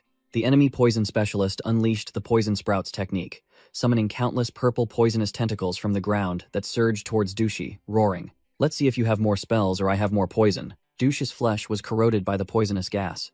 Realizing this poison wasn't immediately lethal, but spread like a plague. He was tightly bound by the poisonous tentacles, but his face remained nonchalant. Trying to play the attrition game? If so, there's nothing to fear. Dushi smirked, his hand gathering a stream of green energy. "Because I already have the antidote." Suddenly, a fireball from the enemy commander flew over, striking Dushi directly in the stomach and sending him flying. Dushi muttered irritably, seeing his opponent suddenly appear. "Damn it, when did he get here?" The heavily armored brute charged forward, swinging a giant steel fist directly at Dushi's face. Dushi promptly activated his poison armor, a layer of green liquid enveloping his body to block the devastating punch. Although he blocked it, the impact force still sent Dushi flying, repeatedly slamming into the ice wall behind him. The enemy commander and the brute stood watching their achievement, with an air of superiority. "To be able to fight 9 of our strongest warriors alone, you deserve some respect." Dushi slowly got back up, his face bruised and bloody, his mouth full of blood, panting heavily. That was a close call. But immediately after, he smirked, secretly grinning slyly. "Heh. Another bunch of fools fell into the trap," Dushi muttered, calculating. "It's not time yet. I need to lure more of them in. I can still take down 2 more before I'm finished." The red-haired maid saw her opponent seemed exhausted, and immediately swung her twin swords, charging to finish him. The poison specialist also didn't miss the opportunity, summoning a monstrous purple tentacle creature to block the maid's path. Growling, "Fall back. Your attack range is too short." The entire enemy S-rank squad charged in to attack simultaneously. The brute stomped his foot onto the ice, yelling, "Get out of the way." The spiky-haired Tojo unleashed a spinning kick at Dushi, but he easily dodged it and stomped on the brute's head as a springboard. Enemy commander Mishima observed from afar, pointing out the trick to his horned subordinate. "See? The space is narrowed when everyone attacks together. He's using that very fact to move." Mishima continued to explain. Because everyone is attacking shoulder to shoulder, he can use their own comrades to take them down one by one. The horned subordinate suddenly realized, his expression serious. Does Sir Mishima mean we need to change our formation? Mishima explained the new strategy. Indeed, splitting up front and back will create more space. The enemy commander continued his analysis. The new formation would use a tank to blind the target, making it easier to ambush from behind. Tojo, the master of kicking techniques, roared excitedly and lunged towards Dushi. "Ha, time to fight!" The entire enemy squad charged in, Tojo bellowing, "Ha, finally, I can unleash my full power," while Dushi coolly remarked, "Oh, you've changed formations?" Dushi smirked, a stream of green energy gathering in his hand. "Now it's perfect." The poison expert confidently blocked the attack, boasting, "My defense is second only to Sir Mishima's sacred mirror of Yata. Don't even dream of hurting me with such petty tricks." Another warrior with a flaming cross-shaped weapon roared, ordering his comrades, "Attack now." Before he unleashes his second wave of poison, the cross-wielding warrior erupted with energy, declaring, "Here I come." He unleashed a massive fire vortex, shouting, "Fire prison. I'll burn away all the poison techniques on you. Let's see how you'll spread poison then." Suddenly, the horned female warrior was stabbed through from behind by a sword. She was stunned, blood gushing from the fatal wound, unable to comprehend what had just happened. Dushi appeared, his hand still gripping the hilt of the sword that had pierced both the female warrior and the guardian Anbei, and he taunted, "Your defense is only second to the sacred mirror of Yata, but my attack is stronger than even the sword of Kusanagi." Meanwhile, a blue-haired man and a scarred blonde man were relaxing in a bar. The blue-haired man smirked. "The S ranks are dropping like flies, aren't they?" The blonde man replied nonchalantly, "Once you reach such a high level, the S rank label is just an entry ticket."